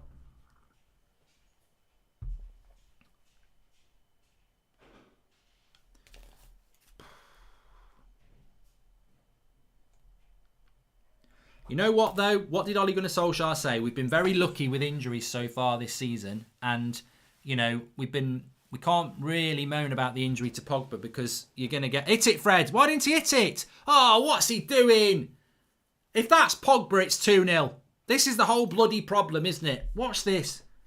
Rashford to bloody Fred on the edge of the box, and he does a P-roller pass shot. Awful. Couldn't hit the ocean from a boat. Not with his right foot, anyway. We've lost momentum, says Jimmy. We've got to get it back. I mean, Fred's a good player. We've got a good win ratio when Fred plays. But, we've been lucky with injuries, as Ollie said. And now we're not... Well, that's not lucky. You don't want to lose Pogba or Bruno or Cavani or Rashford. You don't want to lose any of those players. And we bloody lost one. If you lose Lindelof or you lose McTominay or you lose... even, and I don't want to lose Luke Shaw for injury, but we have got Telles. But you lose Pogba, you lose one of your stars, you're in trouble. McTominay, hit it. Go wide, Fred. Go wide. We need the second goal in this one. I did predict 2-0. Would be nice to see Scott playing a more attacking role now Fred is on, says Jake Pennington. Maguire, Lindelof and McFred for a while now, says Stephen Edge. Yep. And hi, Mark, can you say happy birthday to my mate Kyle from Dara, Ronnie, Johnny and all his mates, says Dara. There you go. Happy birthday, mates. Oh, what's Richarlison trying to dive for there? You bloody dive. Donny isn't coming on because he's not drilled in that deep role. Fred moves to defensive midfielder and McSauce to the box-to-box. Good substitution, says Mr. Glenn Johnson. Pogba's an offensive player. Why sub on Fred and potentially lose our momentum when we have Donny, who is our closest replacement for Pogba off the bench, says Thomas Harnedy. Bit of contrasting opinion there. We'll talk about that at half-time. We're very close to half-time. Where's Greenwood? Get it to Greenwood. Greenwood's on there. Whip it first time. Oh, whip it first time, Wan-Bissaka. Greenwood. Bruno. Nice. Our passing's been really good. I've liked the passing. It's been crisp and good. Wide to Luke Shaw. Oh, why don't you go right straight there? It's just different with Fred, isn't it? It's not Fred's fault. It's just different with Fred. Bruno. Yes! What a goal! Bruno Fernandes, get in! Sit down, haters. Bruno. What a hit! Where are you? Let's be having you. Where are you? Come on. Where are you, you Bruno haters? Come on, look at this. Quality. They stand off him and he whips it in like David Beckham. Absolutely brilliant. That's technique, that is. People will say it's bad goalkeeping. It's the height. It's the whip and the height. It's banging. Absolutely superb. Set fire to the rain. Brilliant. Absolutely brilliant. Game over. Absolute. I love it. I love him. I love it. I love United. That's a quality goal. That's brilliant. That is brilliant. You lose Pogba and Bruno delivers when we needed him to. Brilliant. 2-0. Oh, yes. Let's change the score. I love it. Love it. Absolutely love it.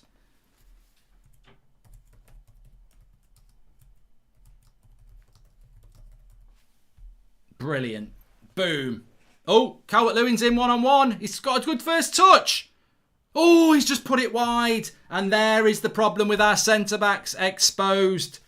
Oh, dear. We're lucky there that we're not 2-1. Look at that. Wan-Bissaka's playing him on again. He's playing him on again. Lindelof's lost him. See what I mean about slow centre-backs?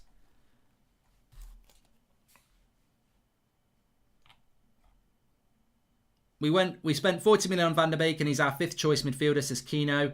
Bruno, best January transfer signing for a reason, says Richard Davies. And these players have made United fun to watch again. I don't remember smiling this much since 2013. Well, I predicted a 2-0 win.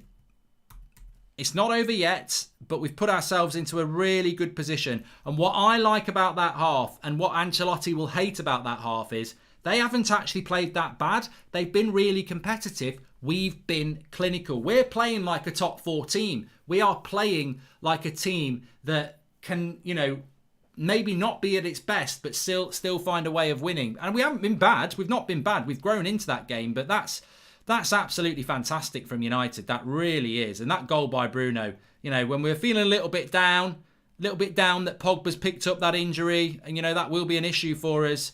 But I just love it.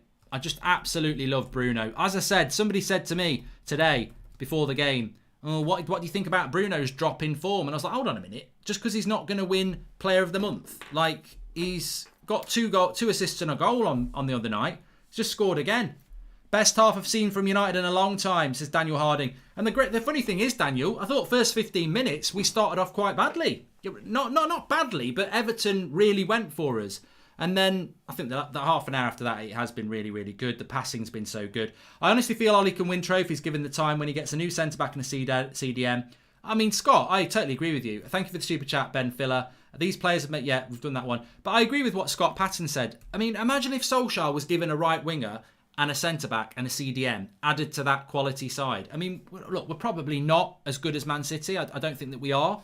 But we're second in the league and we deserve to be that. And you know what? There'll be Arsenal fans and everybody pissed off because they've had a bad result today and they'll be like, "How the bloody hell are United doing it again?" I tell you why United are doing it. We're doing it because we're consistent. We're consistent. And what we've learnt to do, I think maybe before Bruno came, so maybe 14 months ago, that first 15 minutes, I'd have been worried. I'd been like, fucking hell, that's a bad start. Everton have started well. It's going to be one of those days. But we can ride a 15 minutes without conceding, and then we can get in charge of the game. So you watch that first 15 minutes, and you're thinking, bloody hell, we're in trouble here. Everton look really good. Half an hour later at half time, you're 2-0 up. Flex, can you hear me? Yeah. Yeah. I was just saying there, it's a fantastic half that, because I don't think we started off particularly well. And I don't think we played badly. I just think Everton really went high on the press. You could see Ancelotti's tactics, and then we've worked our way into the half, and then I think the second half of the half we just dominated them. Absolutely fantastic, and especially with the injury to Pogba, which we'll talk about. But yeah, I'm really pleased with that and that goal from Bruno.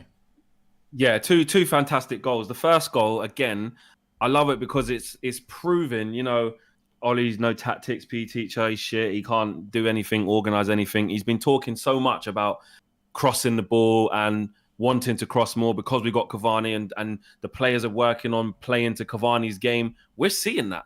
We are consistently seeing players cross the ball more often. We're seeing them look for Cavani. If the cross is overhit, Cavani's clapping. That relationship between Cavani and the wingers or the fullbacks who are crossing is working. And that is coaching. That's tactics. That's bringing in a player and changing the way you play to accommodate that player. So sit down, people who keep, cussing Ollie all the time. And that's not the right time to do it, because Ollie is proving that he can bring in a player and get us to tactically change to suit that player. So flowers to Ollie and flowers to Cavani. Before I get on to the second goal, you're spot on, because the first 10, 15 minutes, the warning signs are there. The warning signs, Gary Neville's saying it.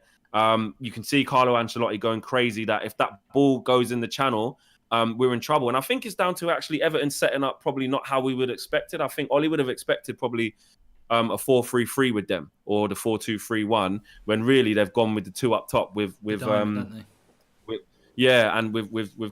and Richarlison. And And if they do play those balls on a more consistent basis and ask more questions one-on-one with Lindelof and Maguire, we could have been in trouble. But I think the game management has been great, because after that initial 10-15 minutes, we just sustained pressure. You saw the heat map or the percentage map come on in the thirds.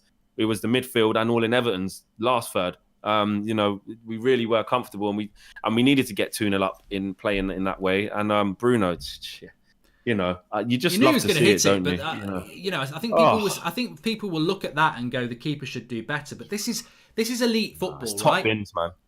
You're not saving that. He's got the height and the dip on it. No keeper's saving that. And he's just too smart.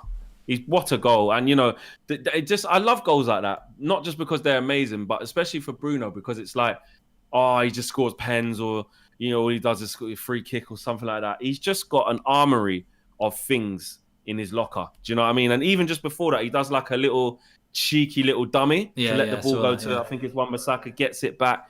And it's just top notch. It's just top. Well, the thing is, what Everton have done there, for anyone who thinks the keeper should do better, what Everton, and they're just showing the movement of Cavani on that goal, which was brilliant. The cross was brilliant from Rashford as well. But what Bruno's been presented with there, because no one closes him down, is one of the Premier League's best players, one of Europe's best players, on the edge of the box. All he's got to do is beat the keeper. And I'll tell you what, most top quality players from the edge of the box will beat a keeper, no matter how good they are. Because, especially in training, and we show it here, they step off. Look, Davies steps off, and it's like, right, bang, and that's it. There's no keeper in the world's going to save that, because it's got the dip, and it's going into the far corner. It's just a fantastic goal. There it is again. Look at that, just superb, absolutely. And he makes it look so easy. Just a quality player, and apparently he's had a dip recently. Well, it must have been. Blink and you missed that dip, because. It's just so good.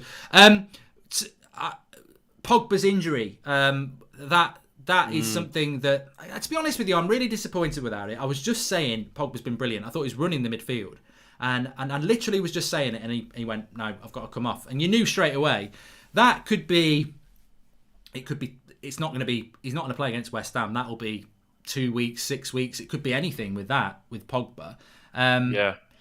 But we can't really moan too much, because obviously we're second place, because Liverpool have had loads of injuries. So we're just it's just unfortunate that you don't want it to happen to Bruno, you don't want it to happen to Pogba, you don't want it to happen to Cavani, you don't want it happening to Rashford. But no, it's happened to bloody. But Pogba. lightness is going to happen to someone. It's it's very difficult to be lucky the whole way through the season and not get an injury to a key player. You just got to deal with it. You can't moan about it. It's come to Pogba at a really bad time. I mean, every injury's at a bad time, but Pogba, we were talking before the game of him being in a really good moment, and I think he was important, actually, to be fair, in our performance, because what he was doing was keeping the ball moving really quickly, sweeping it out to Luke Shaw really quickly, switching the play when Everton were in that rigid kind of shape, and then as the half wore on, they were just sitting off Paul Pogba, and he was dictating the play, so really important, and Fred came in cold, so. Back to the McFred, but yeah, with the longevity of that, I hope it is only a couple of weeks, because when you have a thigh strain or something like that, like you said, it could be you're out for a month, then you start training again for 2 to 3 weeks. Before you know it, you're out for 6 weeks. Please do subscribe to the channel, by the way. We've got 47,000 people watching, and we're only 25 away from 979,000 on that road to 1 million. So please subscribe. Bottom right-hand corner. Let's get past 979,000. It's halfway there, Flex. We're halfway there. In some ways, Fred and McTominay, 2-0 up. Everton were 2-0 up against Leeds the other night, and they basically sat back and got the win 2-1. I don't think we need to do that, but we've probably got the right pair of midfielders on to just protect that back four. Watch that ball over the top for Calvert-Lewin, because he should have made it 2-1 just before half-time. That's why we need a centre-back who's quick. One ball over the top and Lindelof shit himself. But realistically, I said, I don't think Everton are a team that score 2 or 3 goals in a game like this. So just got to game manage it, invite them onto us. And then, I think Greenwood, Rashford came into the game. He started off a bit badly, but what a cross. Greenwood's been really effective. But Greenwood's looked fantastic. Greenwood's been really effective. Rashford didn't start well at all. I counted like 5-6 times in a row. It's just that moment with Rashford, though, isn't it? He's got that moment. This is what he does. This is why, he did start the game badly. For five times in a row, I think I counted, that he'd got the ball in the final third and just got dispossessed or made a bad choice. But He just always goes searching for it. His confidence is high in terms of he always wants the ball. He won't stop trying. And again, he's playing to the instruction of the coaching staff. Keep looking for crosses. Keep looking for Cavani. He's come from the left-hand side and come over to the right-hand side in search of the ball and picks him out. So you have to rate it, man. So yeah, you're right. But I've been really impressed with Greenwood. 100%. And that's what I mean about. Listen, I'm not. We know that Ollie might have things he needs to work on. He's still learning as a manager. He's growing. But it's too much of a lazy argument to just say he's crap, and the only reason we're playing good is because the individuals are just good. You got come on, man. Like, give the guy his credit. Like, he's our manager. He's doing his thing. Is he perfect? No. Is he getting results? Yes. And is he improving himself and our team and our individual players?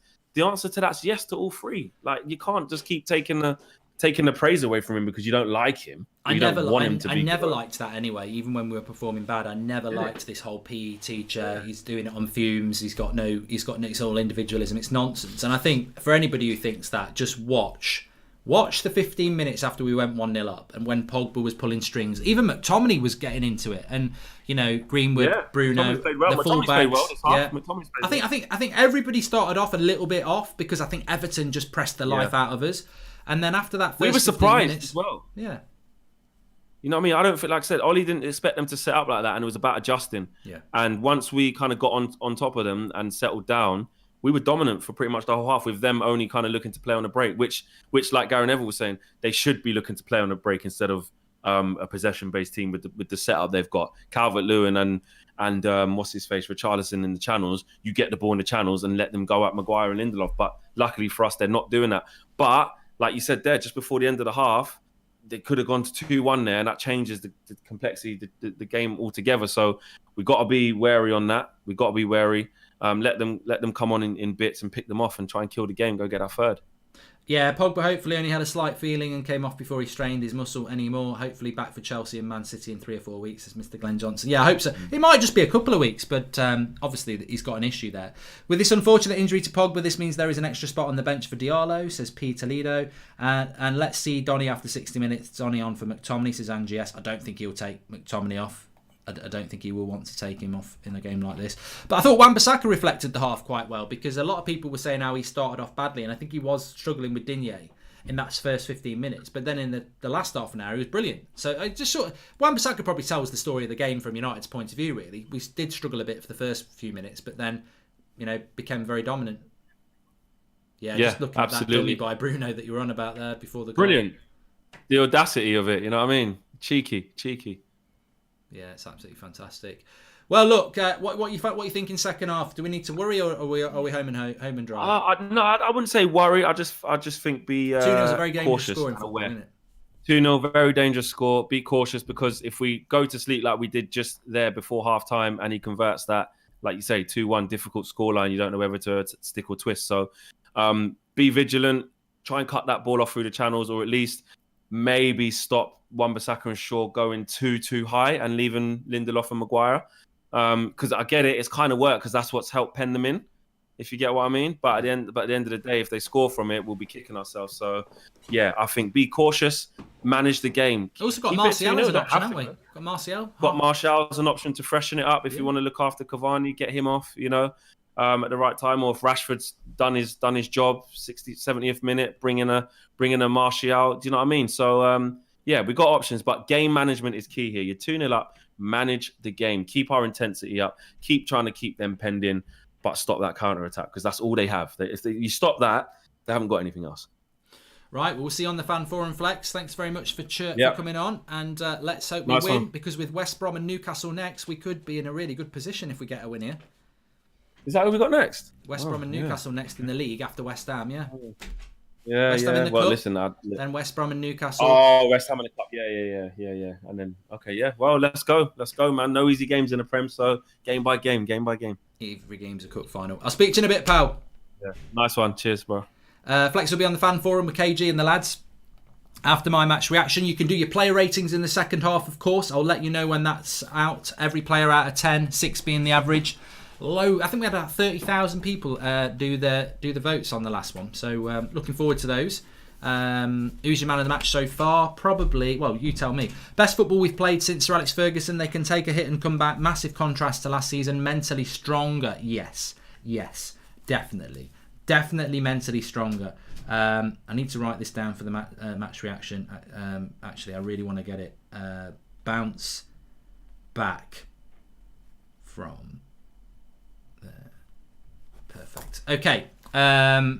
Thanks, everyone. Please do subscribe. We're 10 away from 979,000. So bottom right-hand corner to subscribe to the channel. The players are coming out right now. And look, I'm very excited. I'm not saying we're going to catch Man City. I'm not getting into that. But at the moment, we look the most viable option to do that. And if we can win this game, we've got West Brom next week. I expect us to beat West Brom. Then we've got Newcastle. I expect us to beat Newcastle. That's a 4-game winning run. Man City have got a difficult February. If they drop points, we're going to be there. If they don't, they're going to win the league. But look, we can only do... At the moment, it's about solidifying top 4 place. That's what it is. There are teams below us who think they can get in the top 4. They can't get in the top 4 if we keep winning and winning and winning. And look, if Ollie is fancying a go at the Europa League and, we can't win the league, then at least we've got top 4 sorted out. So let's see how we go. And of course, Liverpool, Man City tomorrow. I'm doing a watch along for it. You can join me on Mark Goldbridge. That's football. If we get this win tonight and the result goes our way tomorrow. Need a James Silverbitch reaction. Great game for the Busby Babes, says KA. And we're about to kick off. Let me just start the timer. Bruno is the best midfielder in the world. He's world class, as Victor. I can't believe there are still people in our fan base. Well, they know who they are. Shame on you. You'll all pretend that... you know what they'll do now? Because he's so good. They'll go, well, he's changed his game a bit. That's what's happened. I always thought he was a bit shit, but now he's changed his game. He hasn't changed his game. He's always been this player. You just don't... You've had to accept because he sat you down like a whirlwind. Bruno is phenomenal. Just looked up his stats. 32 games, 17 goals, 12 assists. It's stunning, says Matthew Paul. Second half prediction, Mark, says Sam. Mate, I'd take the score now. I don't think it will stay 2-0, but I'd take the score now. I love seeing the improvement of our back line going forward. Ollie seems to be encouraging them to do, which creates many problems for the opposition, says Attila. And Sharathcraft Fitness, Man City only conceded 13 goals this season. Frightening. Also, Bruno doubters can sit down. Right, let's get this game. Let's get it done. I mean, look, Everton are a threat. I can't see him coming back and winning it, but you never know about a 2-2. So third goal, let's get it done. The change in mentality Ollie has given the team is one of our biggest improvements, paying off massively, says Nick. Thank you very much for the super chat, Nick. Just a very different thing just before this game really gets going in the second half. Luke Shaw's going forward. Nicely into Cavani. Back to Luke Shaw. Oh, please! Please! That would have been the icing on the cake. Lovely run by Luke Shaw. Played the 1-2 with Cavani. Hit the shot and the bloody keeper saved it. Oh. That would have been... I would have retired off that. If Luke Shaw had scored then, I'd have ran out of the house, down the road. I would have been gone for 10 minutes. All you would have heard is me running off down the road going, yes! Yes! Yes! Oh. My dreams nearly came true. Oh. Keeper should have let it in. What do you think of the rumours about Nathan? I don't know how to pronounce that name. Lincoln City youngster said, come on United, easy win, and is linked with the move, says Sam. Oh, there you go. Rashford. Good start from United. What I was going to say is, but United have started off very well. What I was going to say is that I'm doing a Super Bowl watch along. I'm doing Liverpool Man City tomorrow on That's Football. I'm also doing a Super Bowl watch along tomorrow night if you want to join me for that on That's Football. So, Mark, what suits us better, a draw or a Liverpool win? I think a draw. Well, it's difficult because if you say Liverpool win, what if Liverpool go and win loads of games and then win the title? So I think a draw for me. I know that sounds a bit wrong, but I do think a draw. Fred the Red says we're watching consistently entertaining football. And what do you think about the Soucek red card, says Mr. Industrious? Disgrace. Absolute disgrace. He didn't mean to do it, so he shouldn't have been. Bruno needs to improve, says DK. Next time, chip and turn celebration. Ooh, Bruno Cantona, says DK. And welcome to the Members Club, Amy. Thank you very much for joining. Get your little badge next to your name if you do that. Thanks for supporting the channel. Got to be careful though. 2-0 is a dangerous score, and Calvert-Lewin is in. He's got ahead of Maguire. 2-1. You know what? I can't bloody believe it. You know what that's all about? You know what that's all about? You know what that's all about? Sticky toffee pudding. Sticky toffee pudding defending. Get the bloody custard out. Look at Calvert-Lewin there. Look at this. Maguire. He's bloody played him onside and he's not fast enough. That's a lack of... This goal is all because of Maguire. There's not a lot De Gea can do. There's not a lot Luke Shaw can do. It's just pace through the middle. Pace through the middle. When are we going to figure this out? We're donkey slow in the centre defence. Sticky toffee pudding and custard. Bloody too slow. Too slow. The threat was there just before half-time as well. We're too slow. Get a quick centre-back on, for God's sake. We're too slow at centre-back. And it's going to kill us. It's going to absolutely kill us.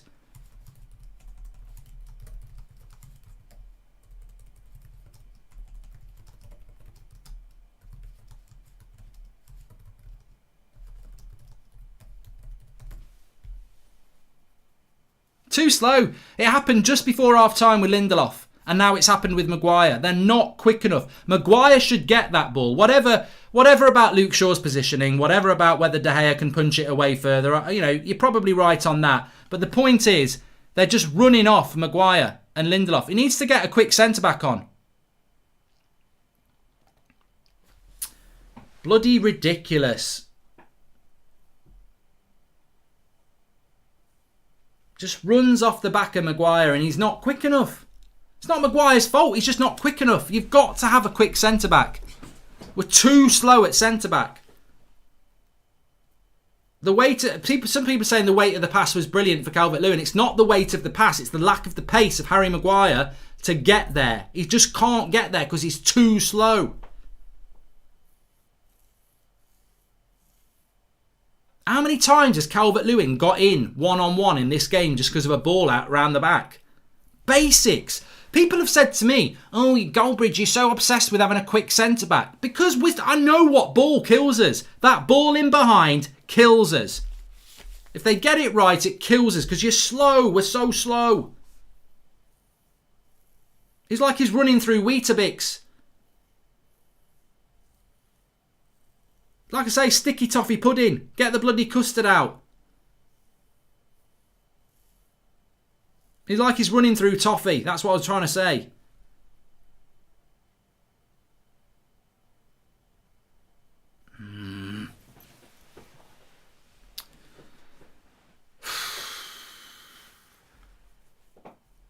How are they breaking so fast through the midfield? We've got 2 CDMs on the pitch. McFred getting taken out of the game so easy, says Sean Negative Turner. Welcome to the Members Club, William Turnbull. They're coming at us a lot at the moment. The midfield is getting bypassed. Cross comes in. Lindelof.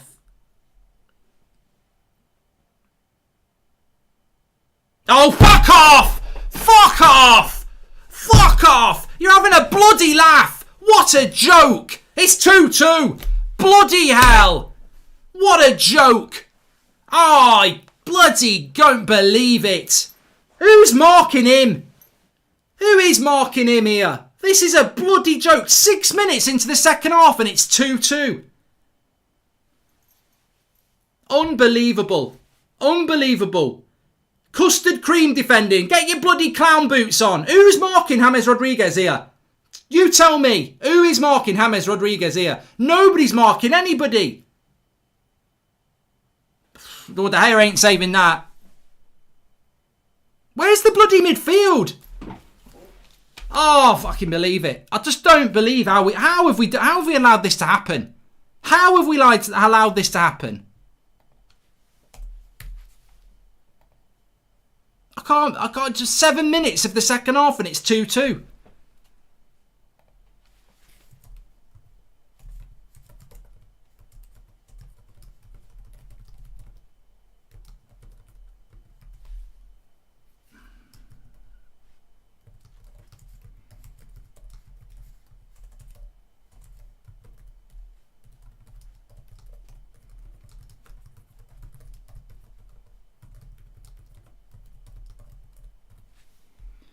tell you what. I'm stunned. I'm absolutely stunned here.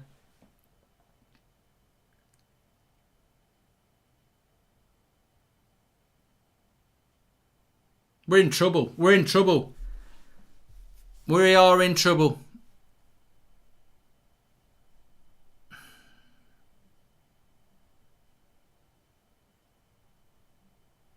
What did I say? What did I say? I can't see Everton scoring 3 goals and winning this game. That was 6 minutes ago. What a prat. You know, if anyone's going to win this, it's going to be them at the moment. They're all... If only Luke Shaw had scored that bloody goal.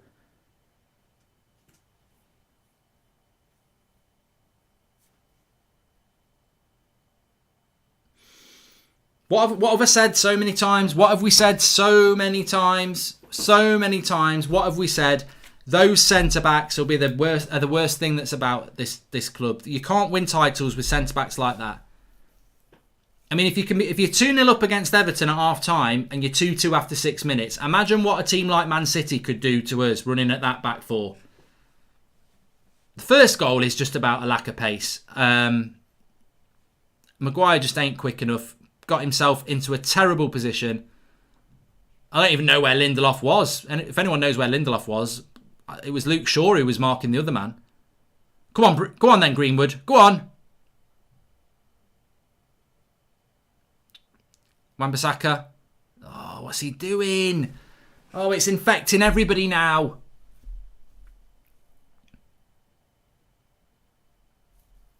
I can't believe it.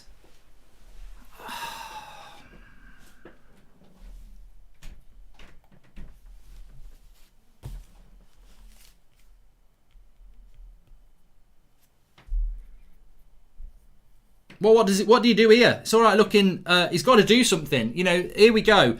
I like Solskjaer. I think he's doing a fantastic job. Oh, here we go again. It's just this little slip in. They're just playing the ball. They're playing off Lindelof and Maguire. I know what Ancelotti's doing. I can see it. He's attacking. He's getting his strikers to attach themselves to Maguire and Lindelof and running off them. And it's working every bloody time. What do you do, though? Because, you know, substitutions late, tactical changes late. This is the same team that finished the first half, and it's the same team that has lost a 2-goal lead. Tactically, he's got to change something.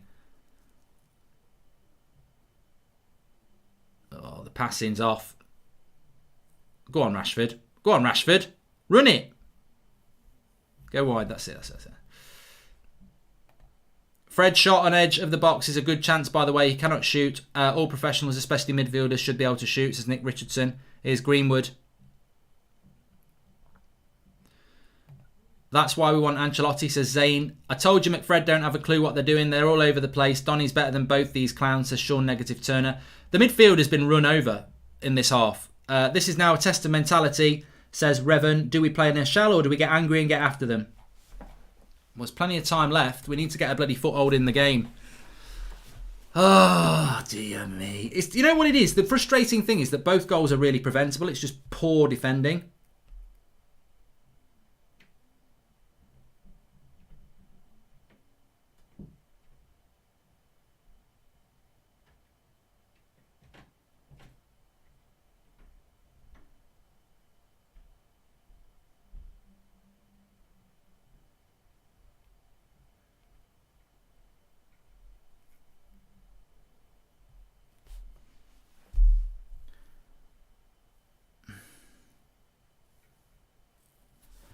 Oh, I feel like I've pissed on a bloody electric fence. I'm stunned.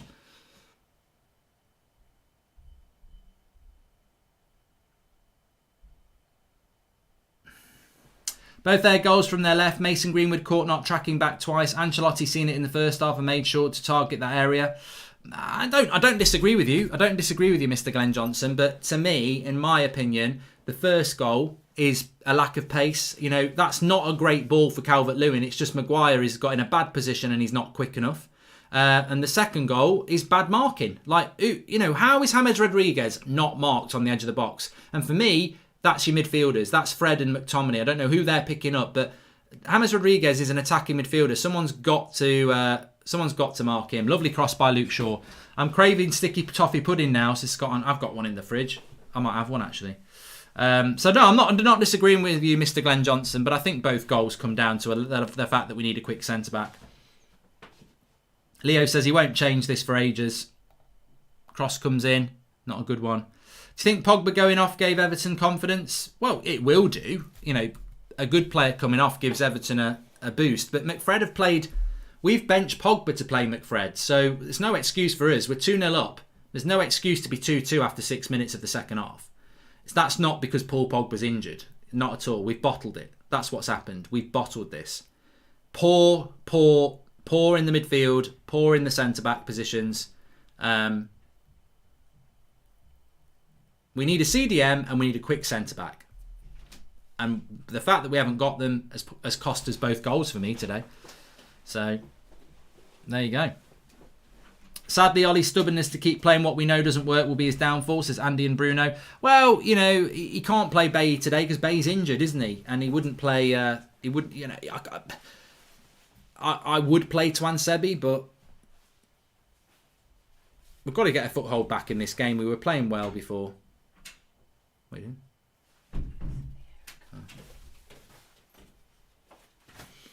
Need to watch Digne. We know he can cross a ball and it's caused problems there. Greenwood isn't tracking him, says Ross Gunn. How do you let a 2-0 lead slip away? I know. He doesn't want to change it, Solskjaer. He doesn't want to change it. You can tell. And I'm not knocking him, but he doesn't want to change it. He's like, let's see what happens for a little bit longer. And actually, it's very obvious there's been a tactical swing at half-time by Ancelotti. The same thing happened against Arsenal a couple of weeks ago. Arteta actually made a substitution with Willian and the game changed. And Ollie didn't react to it. Well, he has got to make a change here. He's got to do something. To me... chucking Anthony Martial on doesn't solve the problem. The problem we're having is we're being overrun in the midfield and they're getting at our centre-backs. So for me, you either do something really brave, like get Twansebi on to give you some pace, or you get another midfielder on, like Van der Beek, and you take one of your wingers off. Pogba came off. Ollie chose McFred over Donny. We lost our initiative. One moment of Bruno magic aside, why are we acting like this is a big surprise?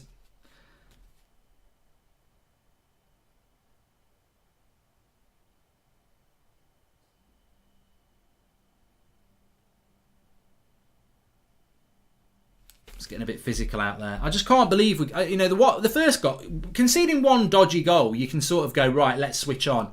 But to do two, where's the bloody leadership at the back again? Where's the organisation? You know, Cavani and Bruno have delivered. They've delivered at one end. The job it's the other people to deliver. You score 2 goals, you expect your team to defend. And we've not. We've not.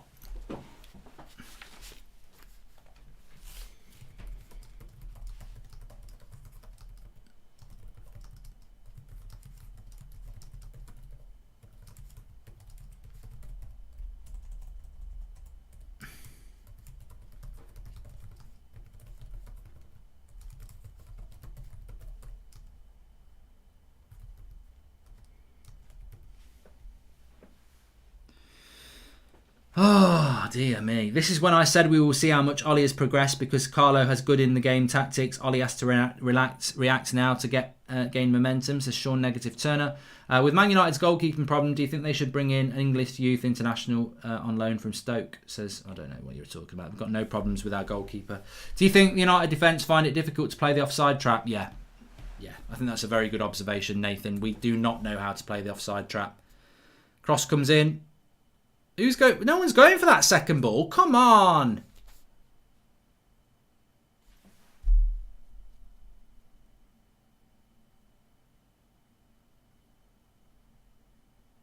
Van der Beek on for Greenwood. Lindelof is letting us down, says Jake Wood.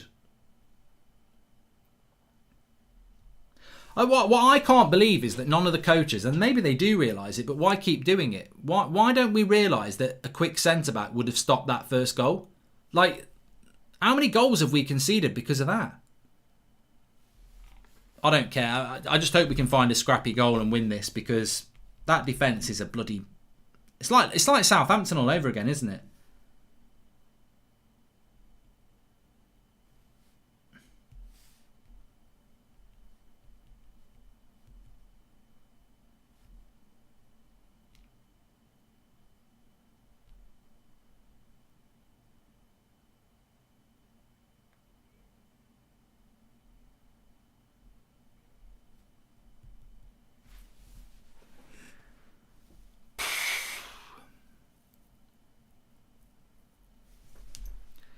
Give Maguire a statue, be better at the back, says Jamie DeGeorge. Give Maguire a quick centre-back next to him and he'll be fine. Bruno should be our captain, says Sam. This is the time for captains to step up. We're still half an hour to go in this game. Just as I said, I feel like I've pissed on an electric fence. I'm stunned. I mean, we're 2-0 up, we're happy, and then, 5 minutes gone and we're 2-2. What is that from Fred? What sort of cross is that from Fred? Puts his hands up, but mate, he's had a shot. He's had a chance on the edge of the box that was shit, and then he's in the box. Look, he's fine. Fred, I'm sure Fred had a better reputation in the final third than this when we got him. Final ball, shit.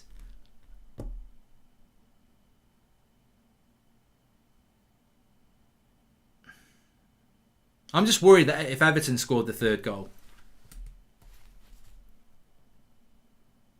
Good running back by Rashford there. Go on, Fred. Weak. Do you think Bailly has potential to be a world-class defender? No, because he's injury-prone, Dembele. Cross comes in from Digne. Good block by Wan-Bissaka. Cleared by McTominay. Laid off by Bruno. And ball. Go on, Greenwood. Go on. Go on, Mason. Yes, Bruno needs some help here. Where's the pass? Gets it to Rashford. Cavani's the ball. Cavani. Little chip. Oh.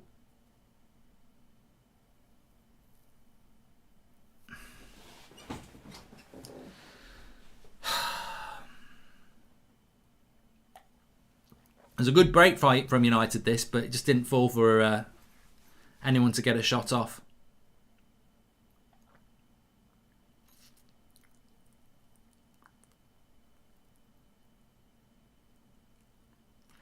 The game's drifting though, isn't it? We're drifting and not making subs. He's got to make subs again. This is the thing. I mean, look, it's difficult. It's difficult, but this is where, at half-time, making subs at half-time against Southampton when they've got 10 men and you're 2 or 3-0 up, it's easy work, isn't it? But when it's 2-2 in a game you need to win, will he make subs?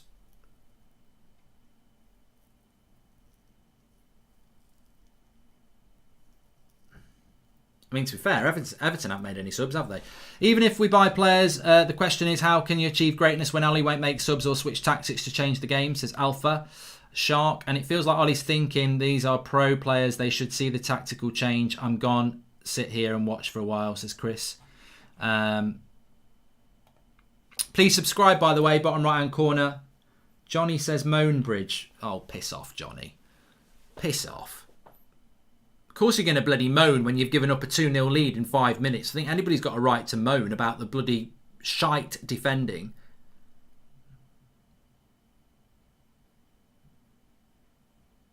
I think Solskjaer does a fantastic job and I think we've progressed massively, but you can't progress.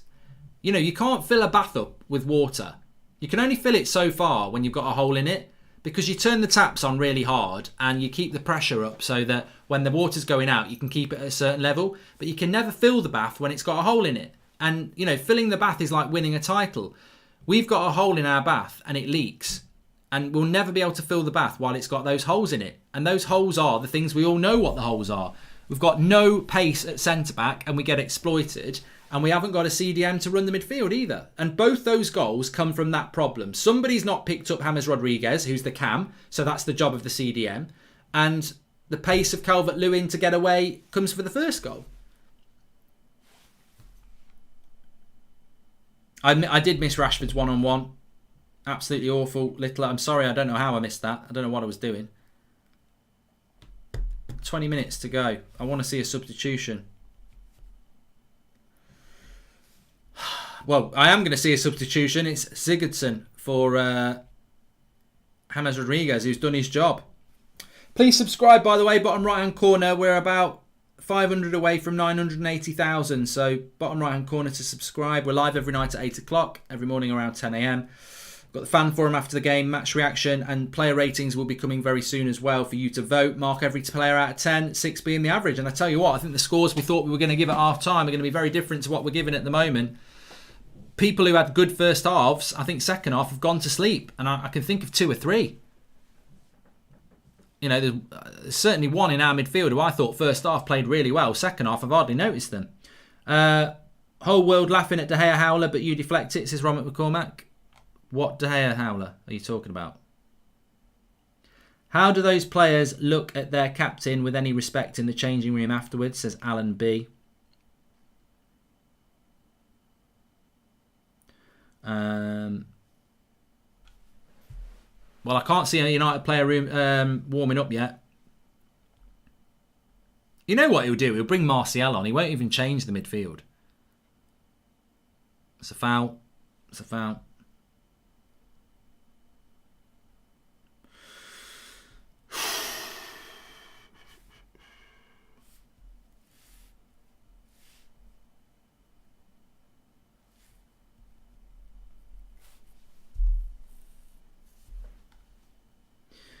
One word for bottling it. Speechless, says Luke Hogan's. Ollie going to do the usual sub on the 80 or the 85th minute.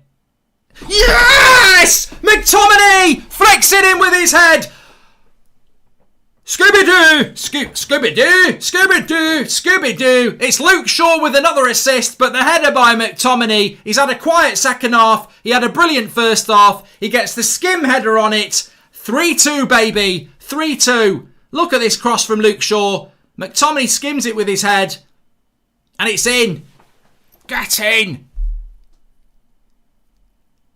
Yes, it is. I didn't know whether McTominay had headed it. I thought it might have gone off the Everton defender. It's gone off his shoulder. It's gone off his shoulder. That's why. It's gone off McTominay. It doesn't matter. They all count. Get in. I thought it was going to be a VAR. Get in. McTominay makes it 3-2. Oh, this game. This bloody game. I tell you what. Let's just get over the bloody line now. Let's get over the line. 3-2. It's exhausting. But it's good. It's not 3-2 to Everton, you bloody prat. There's deaf Everton fans getting excited. I'm sorry. It's not 3-2. It's 3-2 to Manchester United.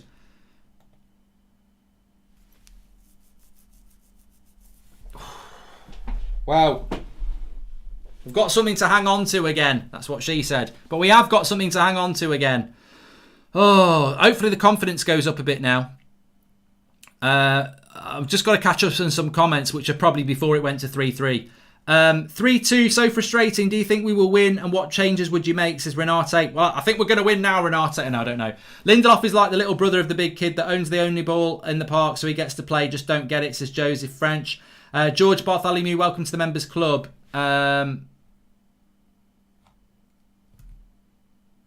Scooby-Doo. He's done it. I told you. What did I say? Scotland beat England in the rugby. I wonder if McTominay will do something today. It's going to be Scotland's best day ever. They beat England in the rugby at Twickenham, and McTominay hopefully scored the winner. Head and shoulders, here we go, says Mr. Glenn Johnson. And the goalie slips. If not, that would be an easy save, says Chris. Well, look, I'm not gonna complain about lucky goals. I don't think he heads it. I think it goes off his shoulder, and the goalkeeper slips. But you know what? We'll take it. Mark, you said that goals would be few today, and we have been 5 goals. Yeah, don't listen to me. Don't listen to me. I think there'll be more goals in this as well. I still think he should have made substitutions, though. I'm not going to say that. I still think that substitutions should have been made. But you know what? We've scored 3 goals. Now the defence has got to do something. Got to do something.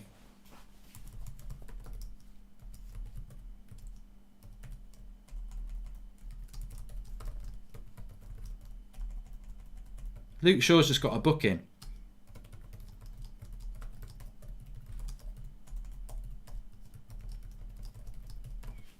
The attack has done its job. It's got 3 goals. Now the defence needs to do its bloody job and defend.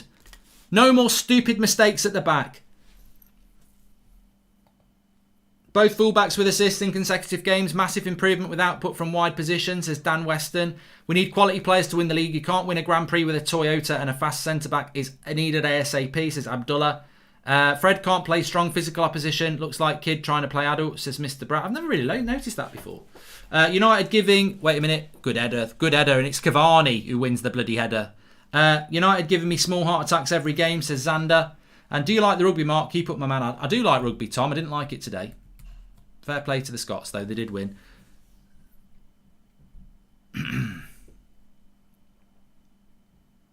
Good tackle, Bruno. Oh, he's given a bloody free kick. Why would Luke Shaw be suspended? He's got to accrue 10 red. He's got to get 10 yellow cards to get a suspension, hasn't he? Why would he be suspended? Why is he suspended? That 5 card thing's gone. Who said there won't be any goals in this game? Yeah, me. I said there'd only be 2. Yeah, the keeper slips. Goes off McTominay's shoulder and the keeper slips. Who said... Yeah, we've done that one. Little bit lucky.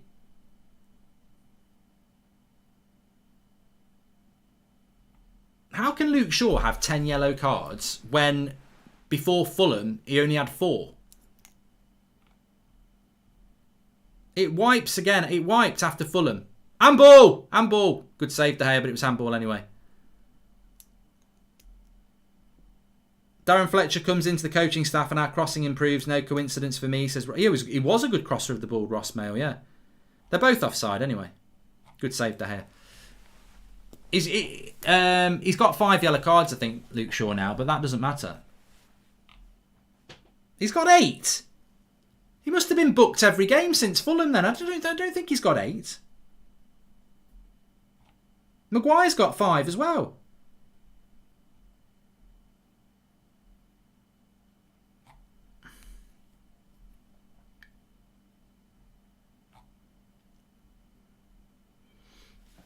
$15 minutes to go. Oh, player ratings is open on the UnitedStand.com. I'll drop the link in the video description. But Rashford's just had his man on toast into the box.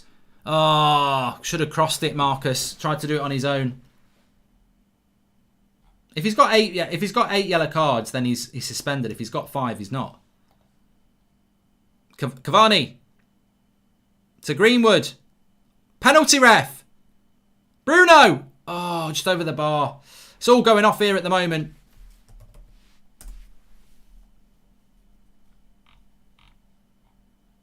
Player ratings is open. Mark every player out of 10. 6 being average. Put a star next to your man of the match and you can start putting them in. I'm just about to drop the link in the video description for you now. 15 minutes to go. I think it's going to be a squeaky bum time game.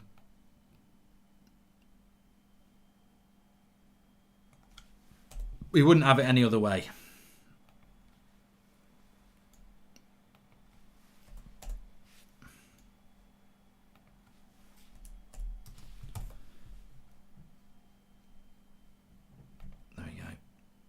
Yeah, it's in the video description for you, player ratings, or you can just go straight to UnitedStand.com. Oh, I'm not nervous. I'm just like, I thought we had the game on toast at half-time. I can't believe we let 2 goals in. And we've had a bit of luck with McTominay, but we're leading again. And Everton will feel a bit unlucky, won't they? 2-0 down at half-time. They get back to 2-2, and then their goalie slips. But I don't care. I'm not bothered. Does anybody really care if you're a United fan? Does it really matter?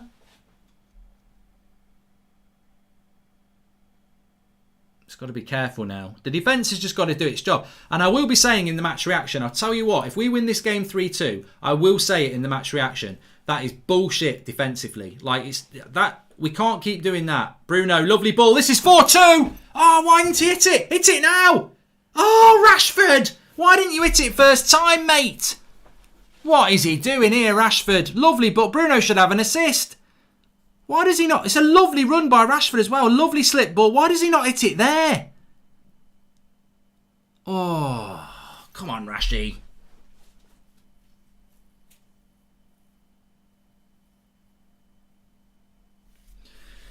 Oh. That could have been the game.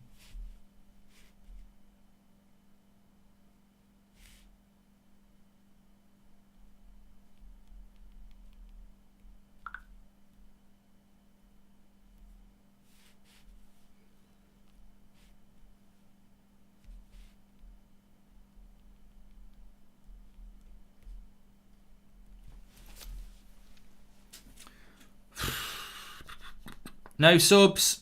Everton have made 2. Hi, Mark. Phil Jones can be perfect partner with Maguire. He's fast and got pink boots, says Per.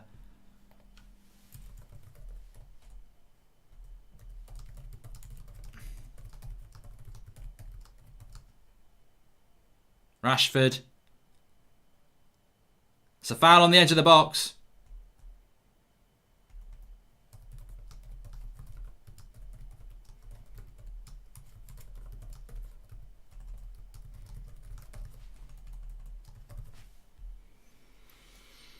Good run by Rashford. I tell you what, from this position, if Lindelof was playing in my back garden, I would shut the curtains. He makes me so nervous.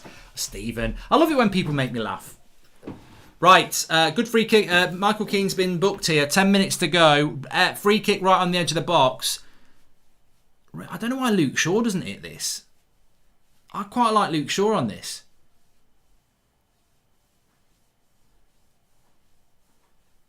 It definitely suits a left footer. I don't want Fred on it. I don't understand this lying down on the floor thing now, because did people I can't remember loads of free kicks that have gone low. Bruno's going to take it over the bar. Hard to get it up and over from there. People think because it's close it's a better chance. You actually want to be about 5 metres further out. It's not a good free kick from Bruno either.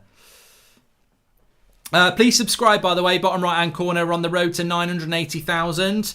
Another substitution from Everton, making their third. We've used none. No subs from United with 10 minutes to go.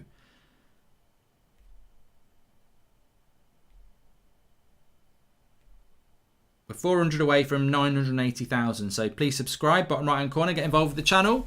We've got the fan forum coming up after the game. God knows what we're going to be discussing at the moment. My match reaction, player ratings. Josh King is on. Don't do it to me. You know what? It's written in the stars. A late equaliser for Josh King will just... Nah. I'm not here for that. Lovely play by Bruno there. Gets it to McTominay. Go on, Scott. Stretch those Scottish legs. Scott McTominay, 007. Licensed to thrill. I've scored the winner. Hopefully. I think Mason should take the left-footed free kick. Yeah, that would have been a good idea, actually. Never even thought of him. What does Fred drink that gives him the confidence to stand over a free kick, says Ubermel. I'll tell you what, the classics are coming out here. The name's Scott McTominay. I'd like it shaken, not stirred. Speech impediment. Scooby-Doo. There he is, Scott. Gets it wide. Hi, Mark. Last few minutes and I'm bricking it, says Niall. That's why I'm doing stupid voices.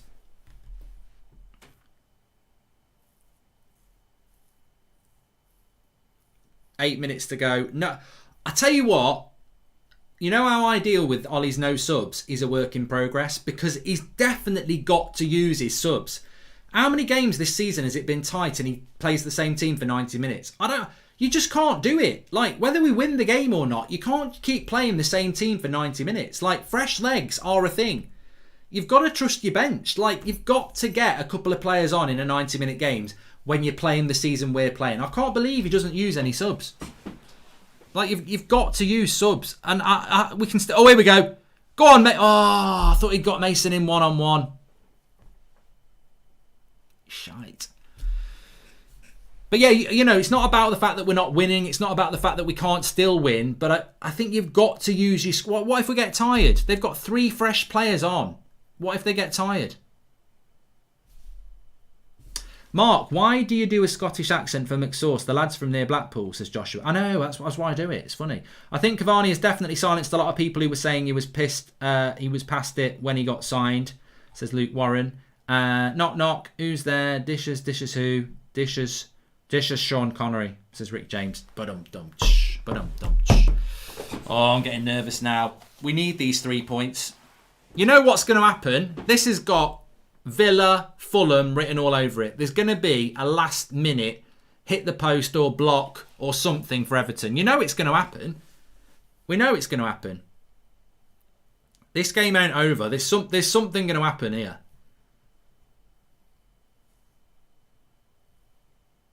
I think Bruno's played really well, you know. Really well. I think Everton have actually played quite well. I think it's a testament to our attack, not our defence. Clinical and cutthroat, never mind. Hear the mistakes, can see the mentality is returning. This is Bryshaw. And let's not forget, Toffee's our top 6 and they're decent. No, I think you're spot on, Tom Smith. I think they've played well. I do agree with you on that. I think Everton have played well, and that's what worries me. They've got the quality to create a chance. There's still about 8 minutes left in this game. Digne with the cross. Lindelof heads it away. Do your job. Do your job, Victor. Got a free kick here. Stay down. Man down. Stay down. I mean, to be honest, there's no point making subs now anyway. Bringing people on for 5 minutes, they could cause a problem. They haven't got time to settle. So, you know, I'd rather we didn't make any subs now. And I'm not just being petulant. I just wouldn't. I'd rather we didn't.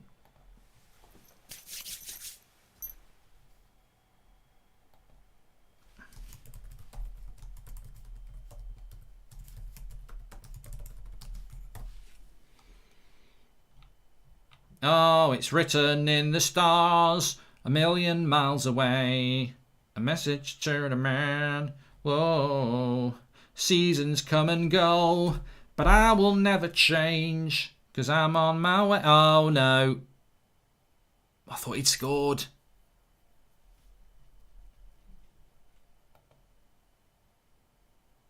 Don't know what Lindelof's having a go at. I don't know whether he's having a go at De Gea or he's saying brilliant from him. No, he knows his angles. That's why Lindelof is saying well done, because he knows his angles. That's good goalkeeping.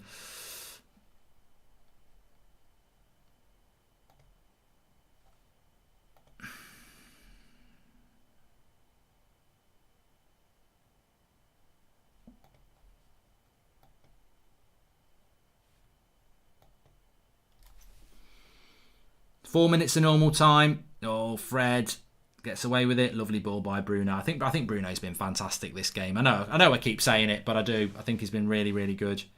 Really good. Luke Shaw's got it. We just need to keep the ball now. Keep the ball.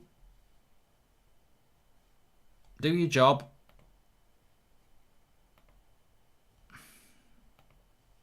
We made hard work of this game. This game was won at half time. But why though? Why doesn't Ollie make subs? Like what reason? Says John. A lack of confidence in it. I don't know what it is. It is a blatant issue. I'm not going to say it's not. I don't really care about it massively because we're winning, but it's happening a lot. He won't make changes in a game. He sticks with the same 11, and I don't think there's not many managers at any level, whether it's Klopp, Pep, Zidane, they don't stick with the same 11. I don't know what. So it's a really odd thing that Ollie does. It's got nothing to do with being a crap manager. It's got nothing to do with being a mid-table coach all coaches use their bench. And for some reason, Solskjaer, in the big games, when it's tight, doesn't use his bench. He'll play the full 90 minutes. And fresh legs are important, but he won't do it. I don't know. It's obvious after this we need to buy DM and a centre-back in front of a winger, says Dari. Diallo looking great for youth team. Get him on, says Sam Robinson. I'm a wheelchair user and never touched the ball. What does it feel like to run with the ball at your feet? Says Connor. Linnett. Oh, shit. Wait a minute, Connor. What is Maguire doing there? Just thinking if Pogba goes, I'd like a player like Gomez in. He's number 8 version of Mata, says Sam. I do like Andre Gomez. But I don't know what Maguire's doing here. I don't know what Maguire's doing here. What is he doing? Oh, he wants a foul. Oh, no, it's not Maguire. It's Lindelof, isn't it? Look at Lindelof there. He allows him to get the shot off. It's like the two Ronnies at the back. Yeah, both dead. Rubbish. Absolute rubbish. I tell you what, the defence today has nearly cost us this game. The attack has done its job. The defence, awful. Specifically the centre-backs. Atrocious.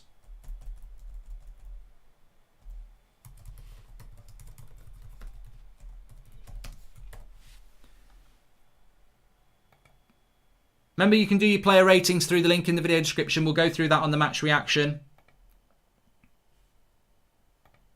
I told you there's going to be some moments in this game at the end.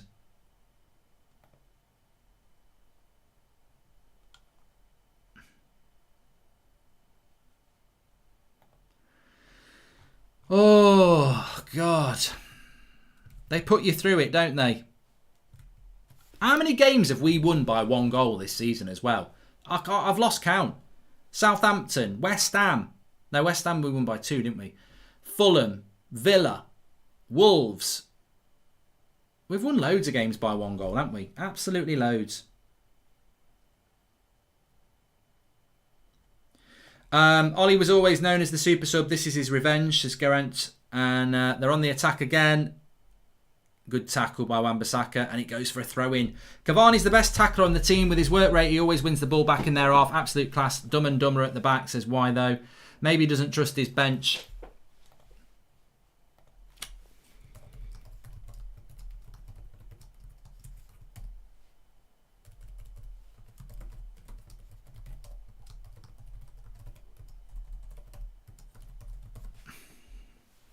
So I'm nearly having kittens and I'm not even a cat. That defence is just shitting me up. This game never should have been like this. Never should have been like this. Said it before and I'll say it again. Lindelof is the CDM in front of Maguire and Bay. Lindelof is the best ball player and mover of them all, says Lee492. Well, as a centre-back pairing, they're a joke, those two. And I'm stunned that our coaches can't see it. You know, we've been saying it for months. They're a bloody liability, those two. Individually, I think they're good centre-backs, but as a pair, it's like putting 2 bloody left wellies on. Like, you're just going to fall over. That's exactly what they're like, Lindelof and Maguire. They are like that. You know, you could have the most designer pair of trainers in the world, but if they're both left-footed ones, you're going to look a prat running round in them. You need a right foot for it.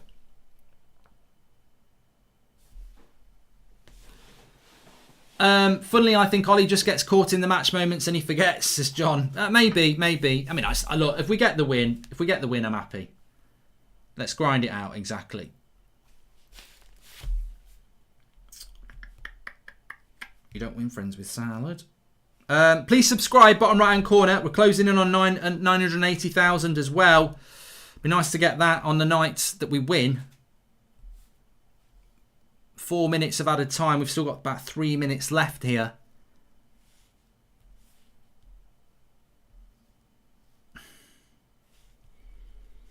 Shimoni.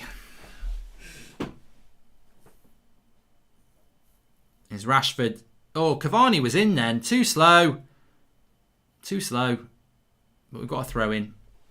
Player ratings, links in the video description. Mark every player out of 10. 6 is average. Put a star next to your man of the match. Submit your score and we'll go through that on my match reaction. I haven't really given it much thought. I'll have a think when the game's over. I'm too panicked at the moment. We're gonna do a sub. 2 minutes to go. We're going to do a sub, aren't we?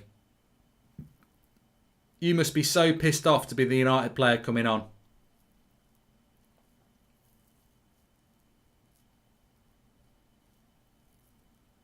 Twansebi. If I was Axel Twansebi, I'd turn around to Wally and say, what's the point? Like, what is the point? He'll add the 30 seconds on anyway. I thought Greenwood played well tonight, you know. It's not always about scoring goals. I think Greenwood's played well. Difficult game to play against a player like Digne. Still a minute to go in this. I agree with you, Max. I think Greenwood's played well tonight. It's a time-wasting sub. Yeah, it is, Nigel, yeah. I think the coaches know that Maguire and Lindelof don't really work, but they can't fully trust Bailly, Fitness or Twansebi. Yeah, that's why we needed to buy a centre-back. Now just keep the ball. A minute to go. Keep the ball. Go on, Aaron. Nice. Oh, shit. We didn't need to go for a killer pass there with a minute to go. Oh, for fuck's sake. We're giving the ball up. Why are we going for a killer pass there? Oh, he's passed 2. This is a bloody joke. Well, what a header by Rashford. Cavani will have the foul. Brilliant. He knows. I just want to applaud Cavani there. Brilliant header by Rashford. And then Cavani takes the foul. Brilliant. That'll do. Stretch mark, says Peter. Fly away, Peter. Fly away, Paul. Honest assessment of this game. Attackers, fantastic. Defence, bloody joke. Absolute joke. You made a game that was won very, very difficult. And ultimately, we've won the game because of a lucky goal. Their keeper slipped and it hit McTominay's shoulder. So it wasn't a clean header and the keeper would have saved it if it hadn't slipped. So ultimately, we've been a bit lucky to win it. But the game was won at half-time. We should have won this game. We should have won it on the first half performance. It's shit defending that's made it a close game. He's given a foul here. There's a chance. Yellow card. Hey up, ref. Hey up, ref. Twan Sebi's just got booked. 94.5 minutes. You've added too long on. Keeper's coming up. Right, Maguire, do your bloody job now. Most headed goals this season, Everton. Oh, I needed to see that in the last kick of the game. Cheers for that, Sky. Kiss my arse. Maguire, win this. Win this bloody header.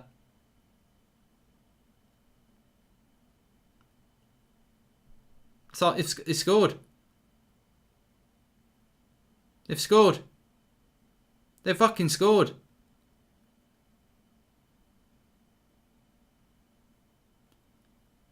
Look at Godfrey shouting fuck off.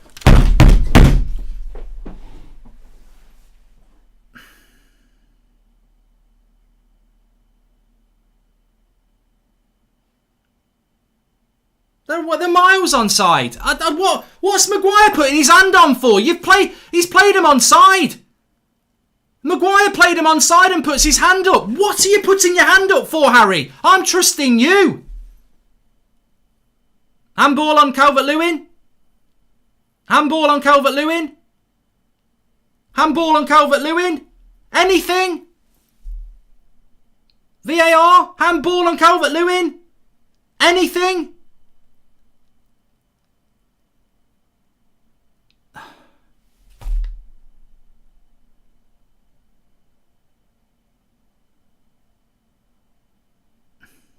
All the times I've reacted badly to stuff, I do feel like I've pissed on an electric fence and they've given a goal and it's the final whistle. Fucking idiots. That's the defence. You can't win things with that defence. I tell you what, I'm gonna die of high blood pressure here. I cannot. If I lose my shit on this one, I will lose it. I'm gonna lose it. I cannot believe what has happened tonight. We've scored 3 goals and we've conceded 3 goals because our defence is shit. Absolute shite. I cannot believe this club. I can't believe it. 3 goals we've conceded because we can't defend. Get rid of Maguire. Get rid of Lindelof. They are fucking shit. I'm fed up of sticking up for them. I'm fed up of it.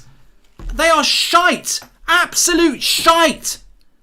I'm fed up of it. I'm fed up of it. I really am. I'm going to lose it here. I'm going to lose my composure. That is unforgivable. Unforgivable. Why is Harry Maguire not attacking the ball in the last minute? He's nowhere near it. Go and, you know what Nemanja Vidic used to do? Nemanja Vidic would go and win that header. Where are our centre-backs? Luke Shaw's jumping for it. Harry Maguire should be winning that header. What did I say before the free kick? Harry Maguire, go and win that header. What does he do? Stands back, puts his hand in the air when he's playing everyone onside. Fucking useless. Useless. And that's the captain of the club. No, I'm going to lose my shit on this one. That is useless defending. Absolutely useless. He's cost us the first goal. He's cost us the last goal. We've scored 3 goals at Old Trafford against Everton and somehow we've drawn it. No leadership. Shit defending. Bullshit. Absolute bullshit. Forget the title. I've told you to forget the title. You can't win the title with that defence. And how funny is it? How funny is it, right? The transfer window's not even been closed a week. What did I say? What did I say? I said the horrible thing will be if this club doesn't buy a centre-back in January and we blow it. Oh, we've already done that. We've already done that. We've already done that. The last kick of the game, Harry Maguire doesn't go and try and win the ball and then stands there trying to play offside when he's the one playing him on. What a prat. What a prat. That's your captain of the club. That's your man. That's the man, is it? That's the man. That's the captain of this club that's going to win a Premier League title. Bullshit. It might take us to 4th place. I'm sure we're going to finish top 4 this season, but I am acting like Solskjaer should be acting. Fucking fuming in that dressing room. If he ain't saying the things I'm saying, I'll be stunned. I'll be absolutely stunned if he's not in that dressing room bawling out the players I'm bawling out. Because defensively, that was a shit show. 2-0 up at half-time. Fantastic first half. 2-2 after 6 minutes. 3-2. And then the last minute, you can see the goal. What are you doing? What are you doing? Social distance in defending. You may as well wear a bloody mask and put a clown wig while you're at it. Bloody joke. Absolute joke. Oh, I don't believe it. Anyway, match reactions coming up in a minute. I'm not gonna lose this. Don't worry. Match reaction. Link in the video description. Do your player ratings. Link in the video description. Mark every player out of 10. 6 is the average. Oh, I need to take a deep breath. I'll see you on the match reaction.